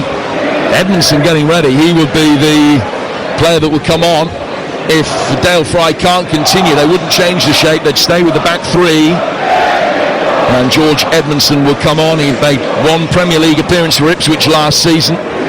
Left-footed centre-half who has only started 3 games all season. Now the referee is just in between Ayling and Harwood Bellis. Not for the first time tonight. I think he's just used that moment there, Andy Madley, just to bring the pair of them together and say, okay, I know what went on in the first half. Let's just calm things down. And it was good to see that both walked away. There was a tap on the back from Ayling to Harwood Bellis and an arm around the shoulder from the Southampton captain to his Middlesbrough counterpart as well. And I think Luke Ayling has dealt with that with great dignity as well. Even in the first half he was smiling. I'm not quite sure why Andy Maddy's decided now to get the two of them together. Maybe it is just, I mean, players have gone down and there have been injuries and the physio coming on in the second half, but you know, it looked like Harwood Bellis, we don't know exactly what was said, was almost apologetic with what he said, and Luke Ayling took that on board and put his arm on his shoulder and said, okay, let's just crack on. Well, Dale Fry's back on his feet and he's going to be able to make his way unaided over towards this near touchline. Just breaks into a light jog which indicates that he might be able to continue, and George Edmondson has sat back down. But this is going to elongate the drama. 5 minutes of stoppage time. We're probably going to end up playing about 7.5 minutes of stoppage time now. Or 13. Or 13. Or whatever. Probably a good 3.5 minutes of football left to play, I would imagine. 1-1 the score. We're in the 95th minute here on TalkSport. Fry off the field just for a moment. Taking a swig of water before being given the permission to come back on. Middlesbrough temporarily down to 10 men. Yanda loses out, knocked away by Britton. Mopped up at the back by Woods, who can get it away from Cassadine. Gets it back to Harwood Bellis. Good diagonal crossfield ball from him. Out of the Southampton left-hand side for Charles, and then another crunching challenge comes in. What's the referee's verdict there? It's a Southampton ball, but is it going to be a throw or a free kick? It's given a throw. Dale Fry's back on. No, he has given a free kick actually. The Southampton players initially thought that it was a throw, but he has given a foul Dozy's way.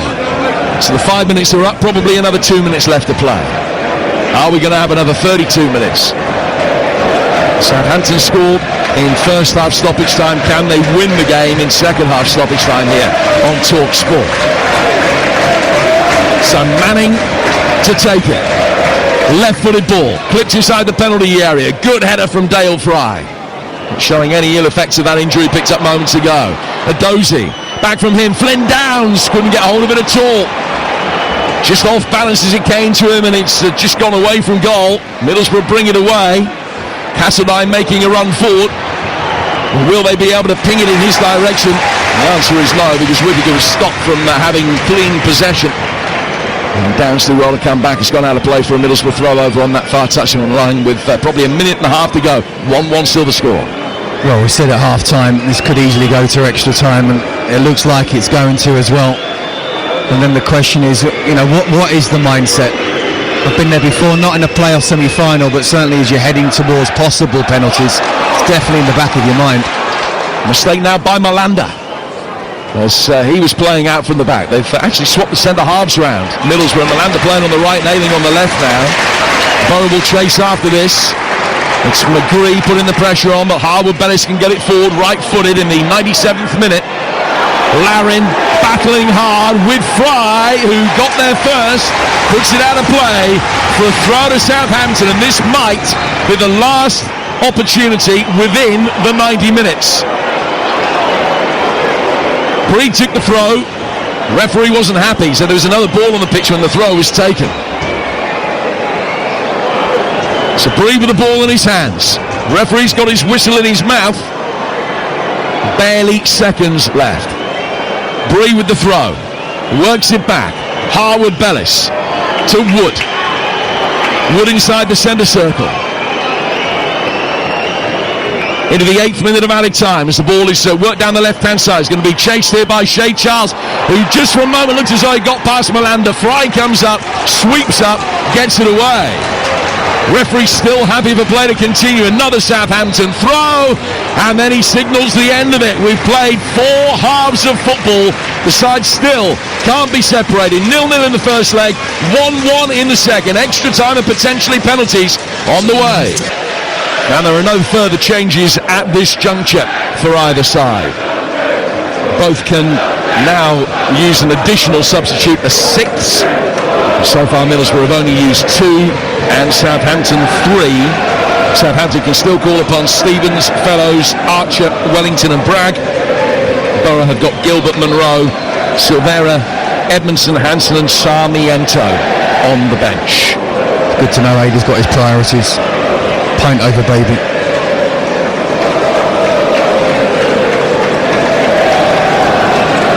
It'd be easier, I think, probably, if I'm just thinking this through. If contact was made, it's going to be easier to hold the baby. And that surely is what he meant. Pint, baby, what do you go for first to save?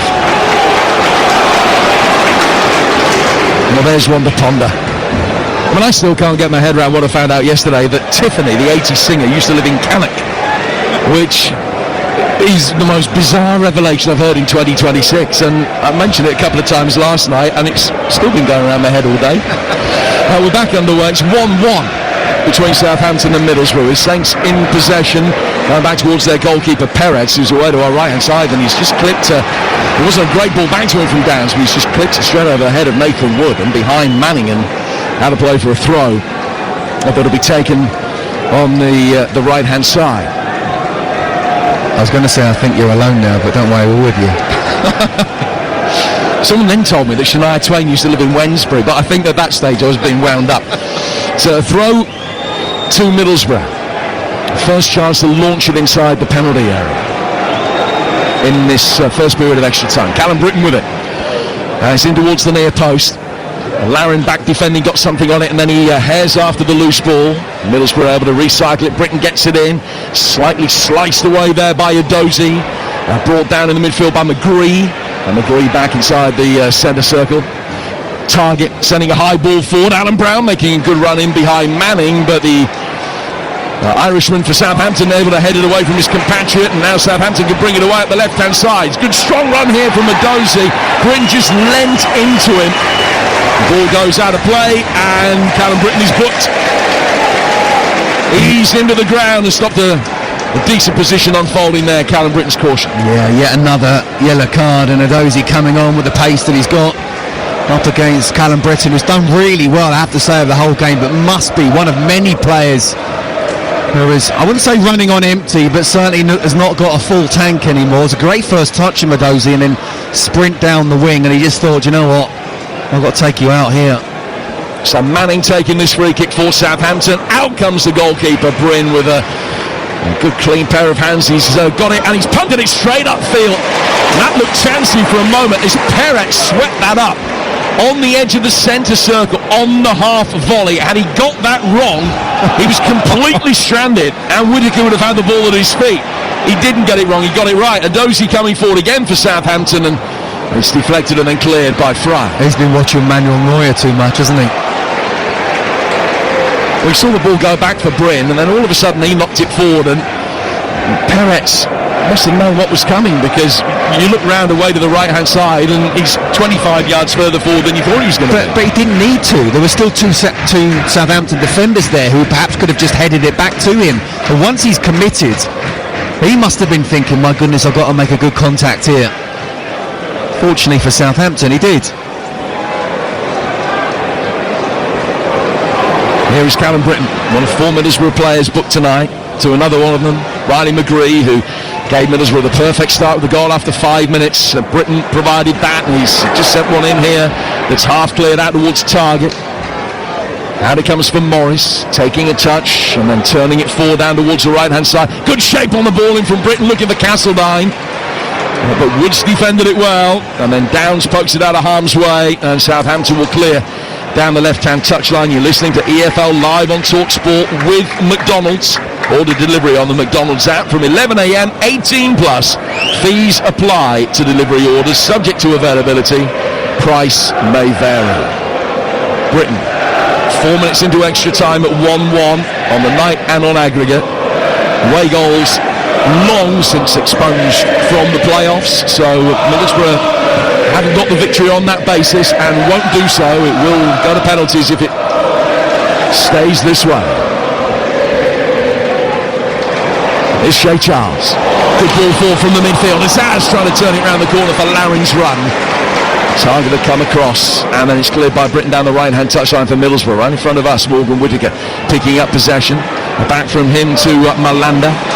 Now Brown, and Downs just sticks out his thigh and deflects the ball away. Goes out for a throw on the Middlesbrough right. It's often the case, not always the case by any stretch of the imagination, but often the case that tiring legs and minds see periods of extra time just become more static affairs. Didn't have too many chances, particularly in terms of shots on target in the second half of normal time. So the clock ticking down relatively quickly towards a penalty shootout here. We've got 25 minutes to go. Middlesbrough's Alan Brown in possession, finding Morris.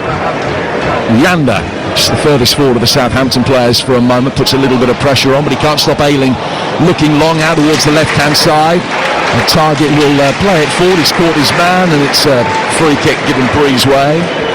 Taken quickly by Southampton, back to the goalkeeper Peretz, and now towards Nathan Wood. Wood's ball down to the Southampton left for Manning.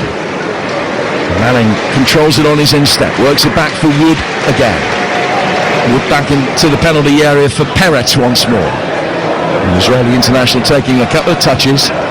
Rolls his studs over the top of the ball to get it moving slowly before driving the moving ball out towards Larin. Well, Larin hasn't really been able to get anything to stick so far for Southampton since he's come on. Ayling can clear that one. Comes down the Middlesbrough left-hand side again for Target. Target playing it forward. Castlevine's gone out to the left. Now he will make his way forward. McGree making a run past him. Castleline turned inside, turned straight into Bree.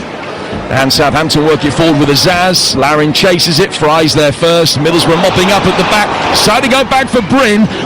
And Larin chasing after it. Look for a moment, Bryn just about half a second before the ball got to the edge of the area, thought, oh, I'm going to let this run. Back inside the box to pick it up. Larin's eyes lit up and he realised it wasn't going to get there. So he very quickly siphoned it past the big Canadian and Middlesbrough stay safe. Well, he was very composed because he could have just thought, I can't make it, I'll just try and kick it into touch. and he tried to and it worked, just be composed, make the 10-yard pass around Larry. But if that had gone wrong, my goodness me, he would have had his head in his hands. Castlebine to McGree, cut out in the midfield. Shea Charles has it now. From him to Manning. Dozy making a run down the Southampton left, but Manning's turned back inside, understandably. The tempo, which was blistering at the start of the game, has dropped off markedly. Ball over the top of Dozy, chasing after it. Malanda just got enough to get it back for Bryn. Dozy kept running. Bryn's clearance goes past McGree. Southampton mop up at the back, and then Woods giving it away to Whittaker. Now to McGree. Yanda wins it back immediately. Good defending from Southampton. Manning back in field for Downs. You would talk sport. We're midway through the first period of extra time, and it's still 1-1. And had a chance worthy of the name in extra time so far. McGree on 5. Stewart in first half stoppage time tied it up. So one shot on target since the half-time whistle, and we're now in the 98th minute. Scotland. Yeah, and it's not as if there's a lack of trying. You know, they're too worried about penalties. It's just that they're not able to get the better of their opponent. Defensively, both teams have been on top since really the second half. So, with precious little being created from open play, set pieces could become more prevalent. And Southampton have just won the first of extra time as a Laring cross is deflected away. And Ryan Manning's going to go out to take it from the Southampton right in front of the travelling Middlesbrough supporters, about 2,800 of them. We've got the perfect view of this. Peretz is just over. He's been in consultation with the Southampton coaching staff and makes his way back to the centre circle. Manning's going to take it. Bree trying to peel away and draw Morris out of position. Inside a congested 6-yard box. Wood, Ayling, Harwood Bellis, Larin, usual suspects all getting involved. Plenty of pushing and shoving going on. No need to pass the baby stroke pint test though. Not yet. Although the night is young. Manning to take this corner. Another left-footed ball in. Looking for a flick from Nathan Wood. It was provided, and after he hit it, it bounced off McGree and goes out of play for another corner. And Bree will take this one from Southampton left. Yeah, Ryan Manning on his left foot whipping it in. Wood gets there first, but I do think it does come off McGree, and he knows it. And you're right, when open play is difficult to break them down, set piece is just absolutely crucial. So in comes this latest corner, Southampton's 9th, headed down, but doesn't drop a Southampton player's way. Whittaker misses his kick. Chance for Manning. He's turned, he's still got possession. Right footed through a crowd, beaten away by Bryn, and Middlesbrough hack it to safety. Well, the moment the ball gets in the box and then it's bouncing around, Middlesbrough fans are panicking, and rightly so.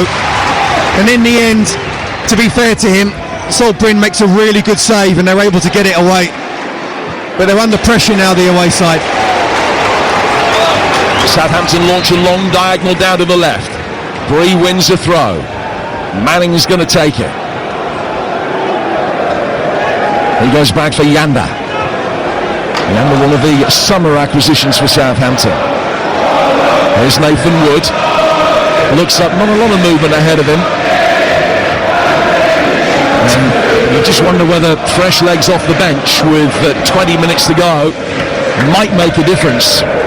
Well, I think it could, and it's not just about what the manager's thinking now in terms of what can I do to win this game. It's almost if it stays a stalemate, I've got to be thinking I don't want to be taking off one of the penalty takers. So it's a real dilemma for the managers. You know, do they stick? Do they twist? Yes, you want to try and win the game, but you don't want to put yourself in a position where two of your best penalty kickers are on the bench and can't get involved. Laring's made a very good job of holding that up. Plays the ball back towards Downs, comes out of the Southampton left-hand side for Manning. It's 1-1 here on Talk Sport, and forget the FA Cup final coming your way on Saturday. Manchester City against Chelsea City in action before then tomorrow night. It's live and exclusive to national radio, their match at home to Palace. Their game in hand, and if they win it, they're back within 2 points of Arsenal.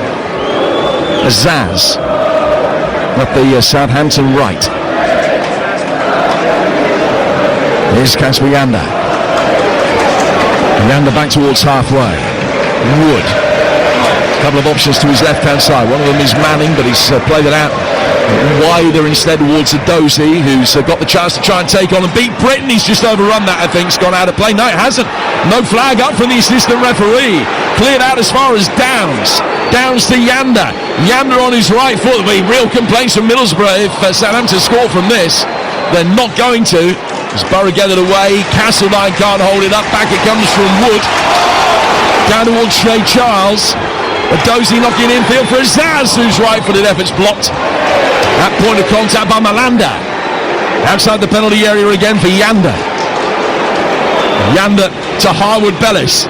Downs with a cross inside the penalty area. Volleyed away by Dale Fry towards halfway, but Middlesbrough can't get out at the moment. No, and Castledine has to hold the ball up. You just said he didn't hold the ball up. That's exactly what he has to do. He has to take pressure off his team, and he's not able to do that at the moment. The ball just keeps on coming back, and it's attack v defence at the moment. Middlesbrough not shot on or off target in extra time, and it almost feels like unintentionally they're just holding out for penalty kicks.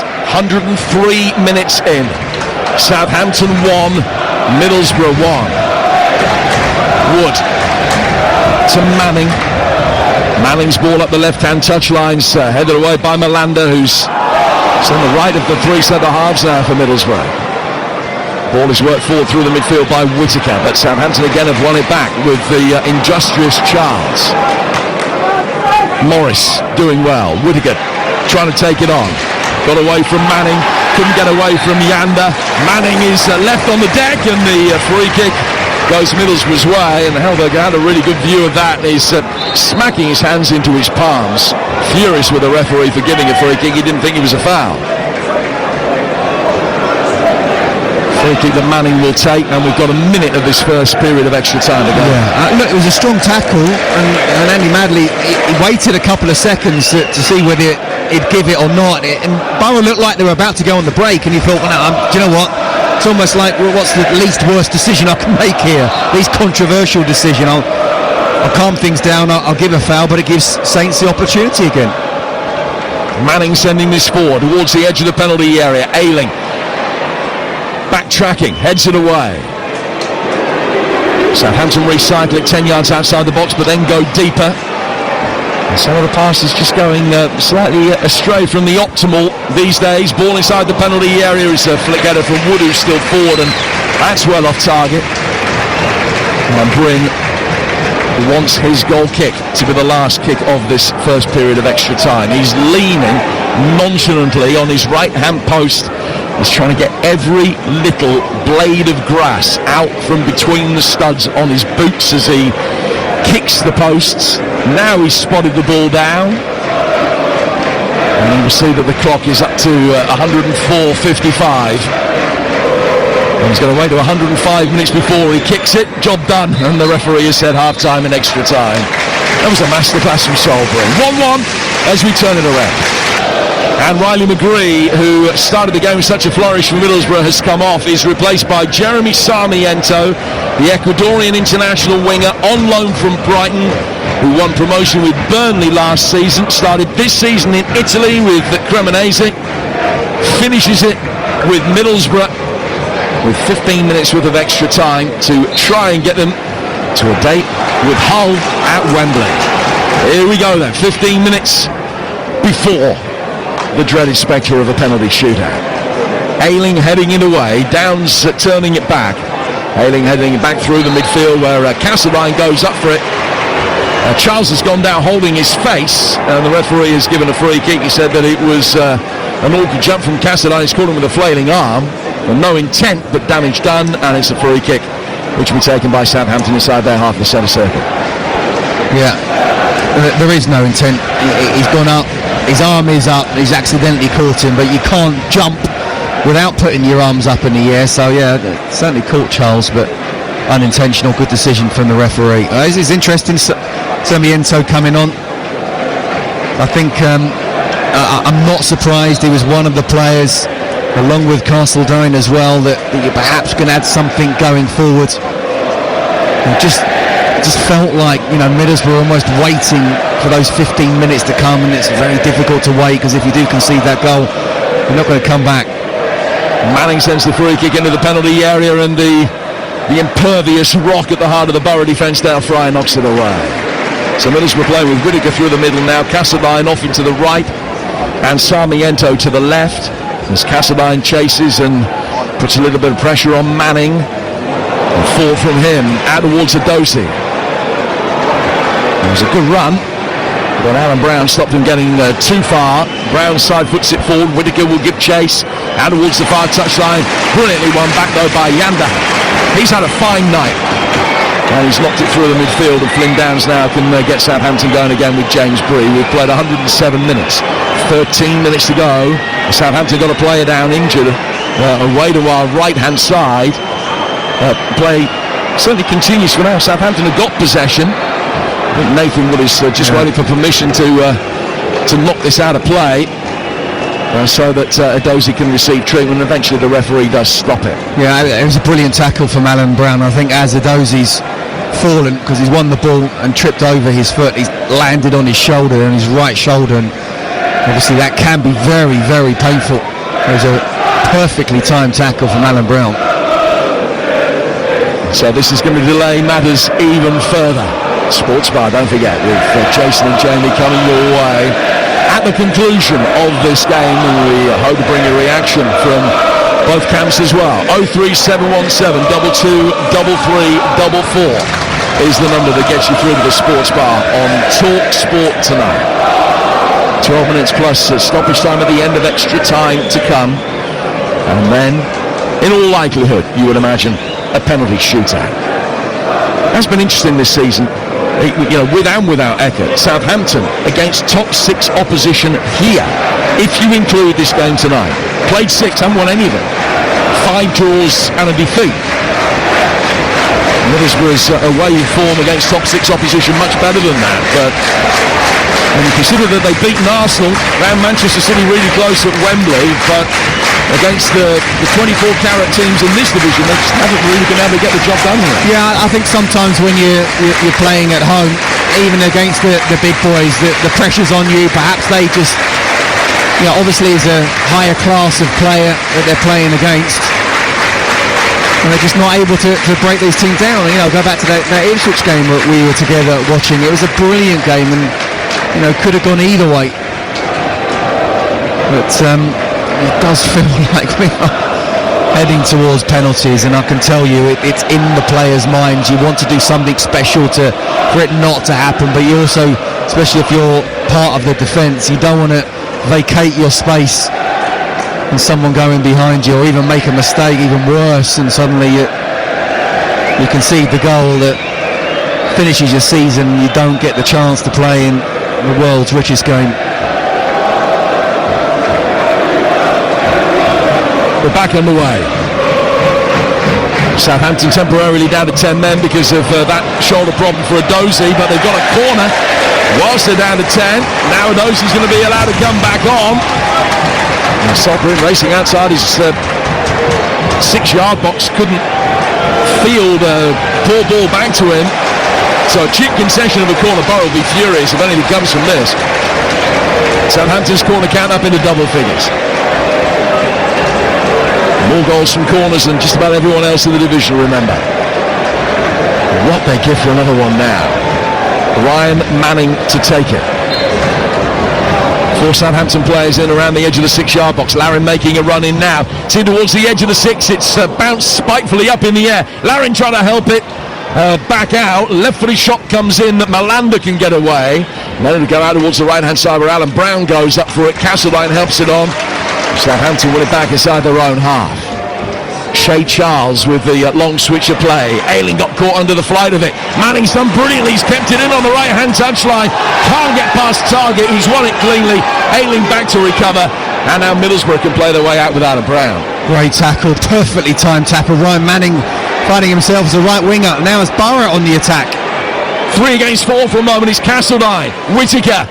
Tired attempt to play it back to. He was only 2 yards away, and he couldn't feather it into his path. Southampton clear. He's going to come straight back. Alan Brown back through the centre circle. Ayling will come forward. He just had to break his stride, stretch out his right foot, bring the ball under control. Plays it forward here for Sarmiento. A thrilling night of playoff football here in Hampshire. Certainly thrilling to start with. It's been replaced by feisty and has now matured to tense. Here's Morris. Ayling given a shove by Larry. And he's gone down immediately. He's got cramp and Target leans over him and tries to sort that out for him. But it's going to be a free kick right on the left-hand touchline for Middlesbrough with 8 minutes to go in extra time. 1-1. Yeah, I think it's cramping the hamstring rather than the calf as well. Got to be careful. I mean, you mentioned it earlier, Laren's come on, he's found it difficult to really make an impact, isn't he? And it's one of those, Middlesbrough have been on the back foot for so long now. Can they, one of the few moments they got a chance to put the ball in the box in the dangerous area, can they somehow nick this?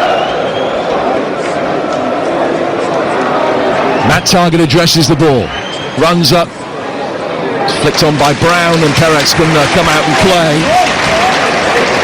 Just been devoid of attacking ideas really, rather than attacking intent. And part of the credit for that has to go to Southampton as well for the way that they've marshalled them, but they have lost their way as an attacking force, Middlesbrough, since about the 55-60 minute mark. Yeah, I mean, it's not unlike the first leg. I mean, they weren't quite on the top as they were in the first leg, but they gave it absolutely everything. And we talked about the bench before the game. Southampton have those players that can be kind of like for like. Byron, not so much. Southampton working it out to the left-hand side of the penalty area, but they can't get in the box with the ball. It's knocked away from Mendoza. Comes out for Wood. It's Taylor Harwood-Bellis, the one-time England international, part of that select band of players that have played for England just the once, but scored. Forward towards Flynn Downs. Downs to Manning. Manning, little reverse ball in from him. Finazaz, and the cross deflected straight in the hands of Solbrin. It's 1-1 with 7 to go. Yeah, do you know what? Alan Brown did really well there. It was a lovely little vertical ball from Ryan Manning. Finazaz got in there and he was trying to whip the ball across. It would have been such a dangerous ball. Brown got the touch. Little clash between Bree and Sarmiento off the ball. Then the ball was played in towards the Ecuadorian winger for Middlesbrough. Bree beaten to it. Downs, 20 yards outside the penalty area. Southampton looking far and away the more likely side to get the job done if either of them is going to be able to. Penalties on the agenda, very much so now. They're looming large. Middlesbrough get it away. Out towards Castledine. 2 against 2 for a moment, although he's running from inside his own half. He's got Whittaker up to his left-hand side. It's a steaming run to his right, and he delayed it. And Downs came back and got it away. Castledine just didn't play the ball to Britain. That, the best tackle of the night so far. Southampton coming forward once more in the 115th minute. 1-1 the score. High ball in, too high for Larin. Bounces past him. He's going to be able to keep it in on the Southampton right touchline. Using nearly every inch of the pitch in doing so. Larin then playing it back for Harwood-Bellis. To Nathan Wood. Play constantly in Middlesbrough territory. Even that counter-attack from Middlesbrough that looked as though it's going to be so potent. Only got about 10 yards inside the Saints' half. Nice turn by Yanda. Yanda goes out to the Southampton left-hand side. Adozi with all the tricks and a decent delivery. Fry climbs high. Good header away. And the T-side are getting it outside the box, but back in from Downs to Manning to Yanda. Yanda's ball flicked away by Morris. A little flick with the outside of the boot from Manning. That was a deft touch. Southampton have a player now with cramp on the edge of the Borough penalty area. They're playing around him. Manning, ball inside the box. Far too hot for Shea Charles, but it's going to be kept in by Bree. Down by the corner flag. His ball in. That's another headed clearance. Comes out for Harwood-Bellis to Wood.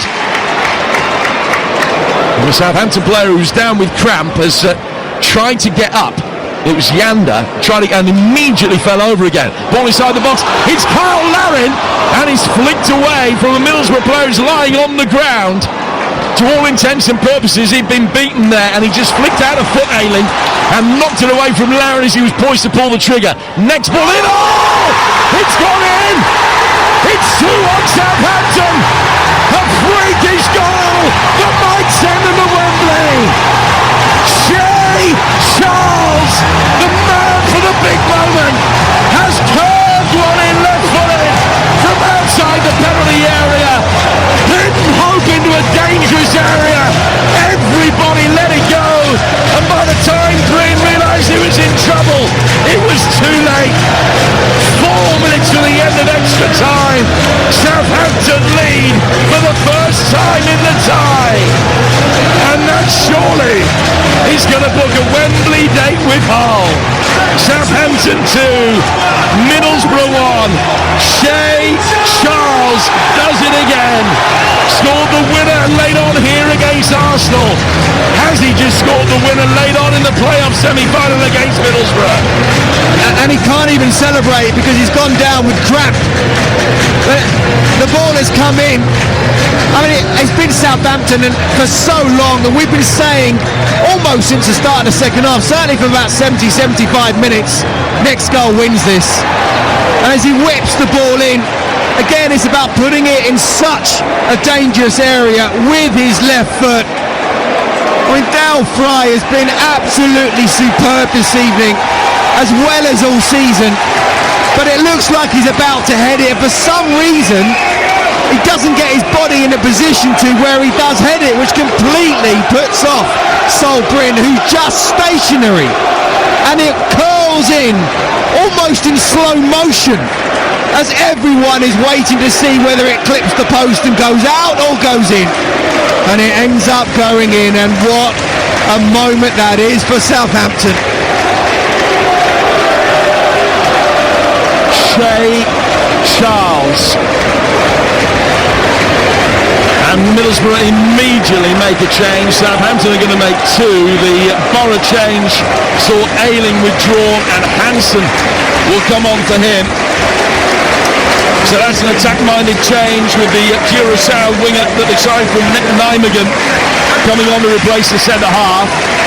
Southampton's changes will see the introduction of Cam Bragg in midfield and Wellington at the back.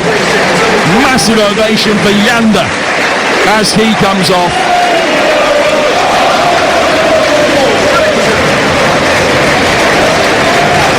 And the other player that is going to be replaced is Adozie, who's come on as a substitute, but that shoulder is still giving him grief, so he comes off. There should, although we're about to go into the 120th minute, still be about 3-4 minutes left to play. And Middlesbrough got to throw everything at this now. 2-1 they trail. Over the course of a 46-game season, they were separated in the table by 1 goal. Tonight, it looks as though they're going to be separated by a missed hit cross, just put into a dangerous area that has beaten Dale Fry and Sol Bryn. Now we'll wait and see what happens over the ensuing days. Southampton 2, Middlesbrough 1. 20 seconds to go, plus quite a bit of time to be added on. We'll find out in a moment exactly how much that will be. And there's an angry discussion between one of the Southampton coaches and the fourth official, presumably at the revelation of the number. It could easily be 5, might be 4, find out in a moment. Hansen, it is 5. 5 minutes of added time at the end of a 15-minute period. So 5 minutes to go. Borough have to score to take it to penalties. Malanda bringing it forward now. He's laid it back towards Matt Target. Target, good ball round the back. Hansen, left-hand side of the penalty area. He's clipped it back towards the edge of the penalty area. Shot comes in from distance that is blocked. Hit by Alan Brown. Southampton got the bodies in the way. Morris, who's been excellent tonight, takes it down over on the right-hand touchline. He's fouled. Free kick to Middlesbrough. 4.5 to go. 2-1 Southampton. Well, it's the most dangerous they've looked for a very long time in this game. Certainly in the extra time and even in the second half as well. But they've just got to go for it. They're 5, maybe now 4 minutes away from their season finishing. We don't know what the repercussions are going to be after this, but they want to try and do it on the pitch. Get the ball in the box and win the knockdowns. With Talk Sport, Sports Bar to follow. 2-1 Southampton. And stoppage time at the end of extra time. Still 4 minutes of it. Ball punted forward, headed away. Target knocking it back in, headed away. Right footed from Britain, completely shanked. Out of play for a goal kick. Middlesbrough fast running out of time and luck. Well, look, Callum Britton he's had a great game, he really has, but with all the running that he's done, in the 120th minute, you're asking for a 25-yard volley to go into the top corner. Again, that's tiredness, making the wrong decisions. I'm just looking at Kim Hellberg on the bench, on the sidelines. I mean, he must be absolutely livid, and I think post-match is going to be very, very interesting. We will see what happens with the fallout of Spygate too, but for now, the Saints fans are shouting, they're cheering, and they believe they are going to the Championship playoff final. Perez wasting as much time as he thinks he can get away with before the restart from this goal kick. And he's going to test the patience of the referee. He doesn't mind, he'll pick up a yellow card for time wasting. He was just wasting as much time as he could before the yellow card came out. I just don't get that though. The referee's going to add extra time. Just get it down the other end and make sure they keep it there. We're in the 123rd minute. Ball headed forward by Brown, headed on by Castledine. Brought down now on the right-hand side by Sarmiento. As Middlesbrough bring it forward again, level with the edge of the Southampton penalty area.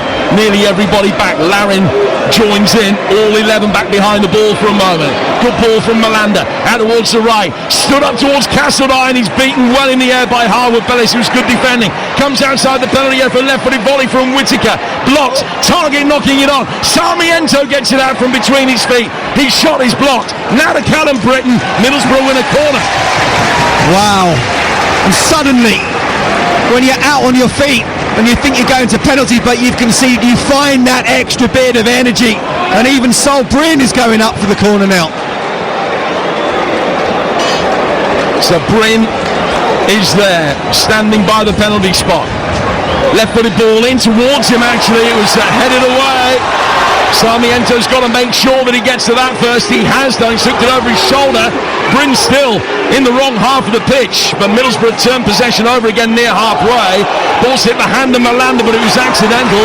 Bryn's now back in position, but Southampton will work it down the left-hand touchline. Has Britton fouled his man? He has. Free kick to Southampton on the left-hand touchline. 20 yards in Middlesbrough territory in the 125th minute of the night. That's exactly what Wellington wanted. Just get the touch, go down, win the free kick. Everybody takes their time. And you know what? It's not been the most exciting game, but I tell you what, there's so much intrigue and interest and nerves and looking at people around in the stadium. And now there's a skirmish on this near touchline while play continues. I don't know whether that is a fan or somebody that was trying to get onto the pitch. But there are police and stewards all heavily involved in the right ruckus that is going on off the pitch on this near touchline as the fighting continues. Middlesbrough get it out from the back. Long ball launched forward. Fry trying to flick it on. Authorities just about being able to calm things down there on the touchline now. Ball has gone out. Southampton. People on the Southampton bench stopping. Matt Target getting the ball to take a throw quickly. He's thrown it back. It's going to be played forward back to him from Brown. Oh, Target caught off the ball there by Larin. Play goes on. High ball forward. Britton trying to get past his man, but he's well outside the penalty area. Castledine on the right-hand side of the box.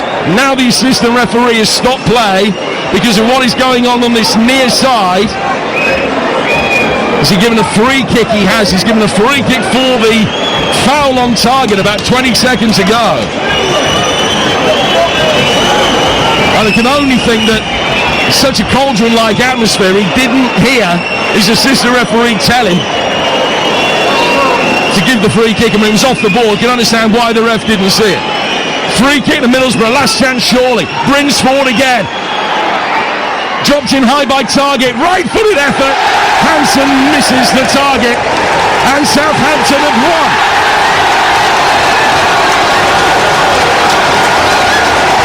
Well, that is a playoff tie for the ages.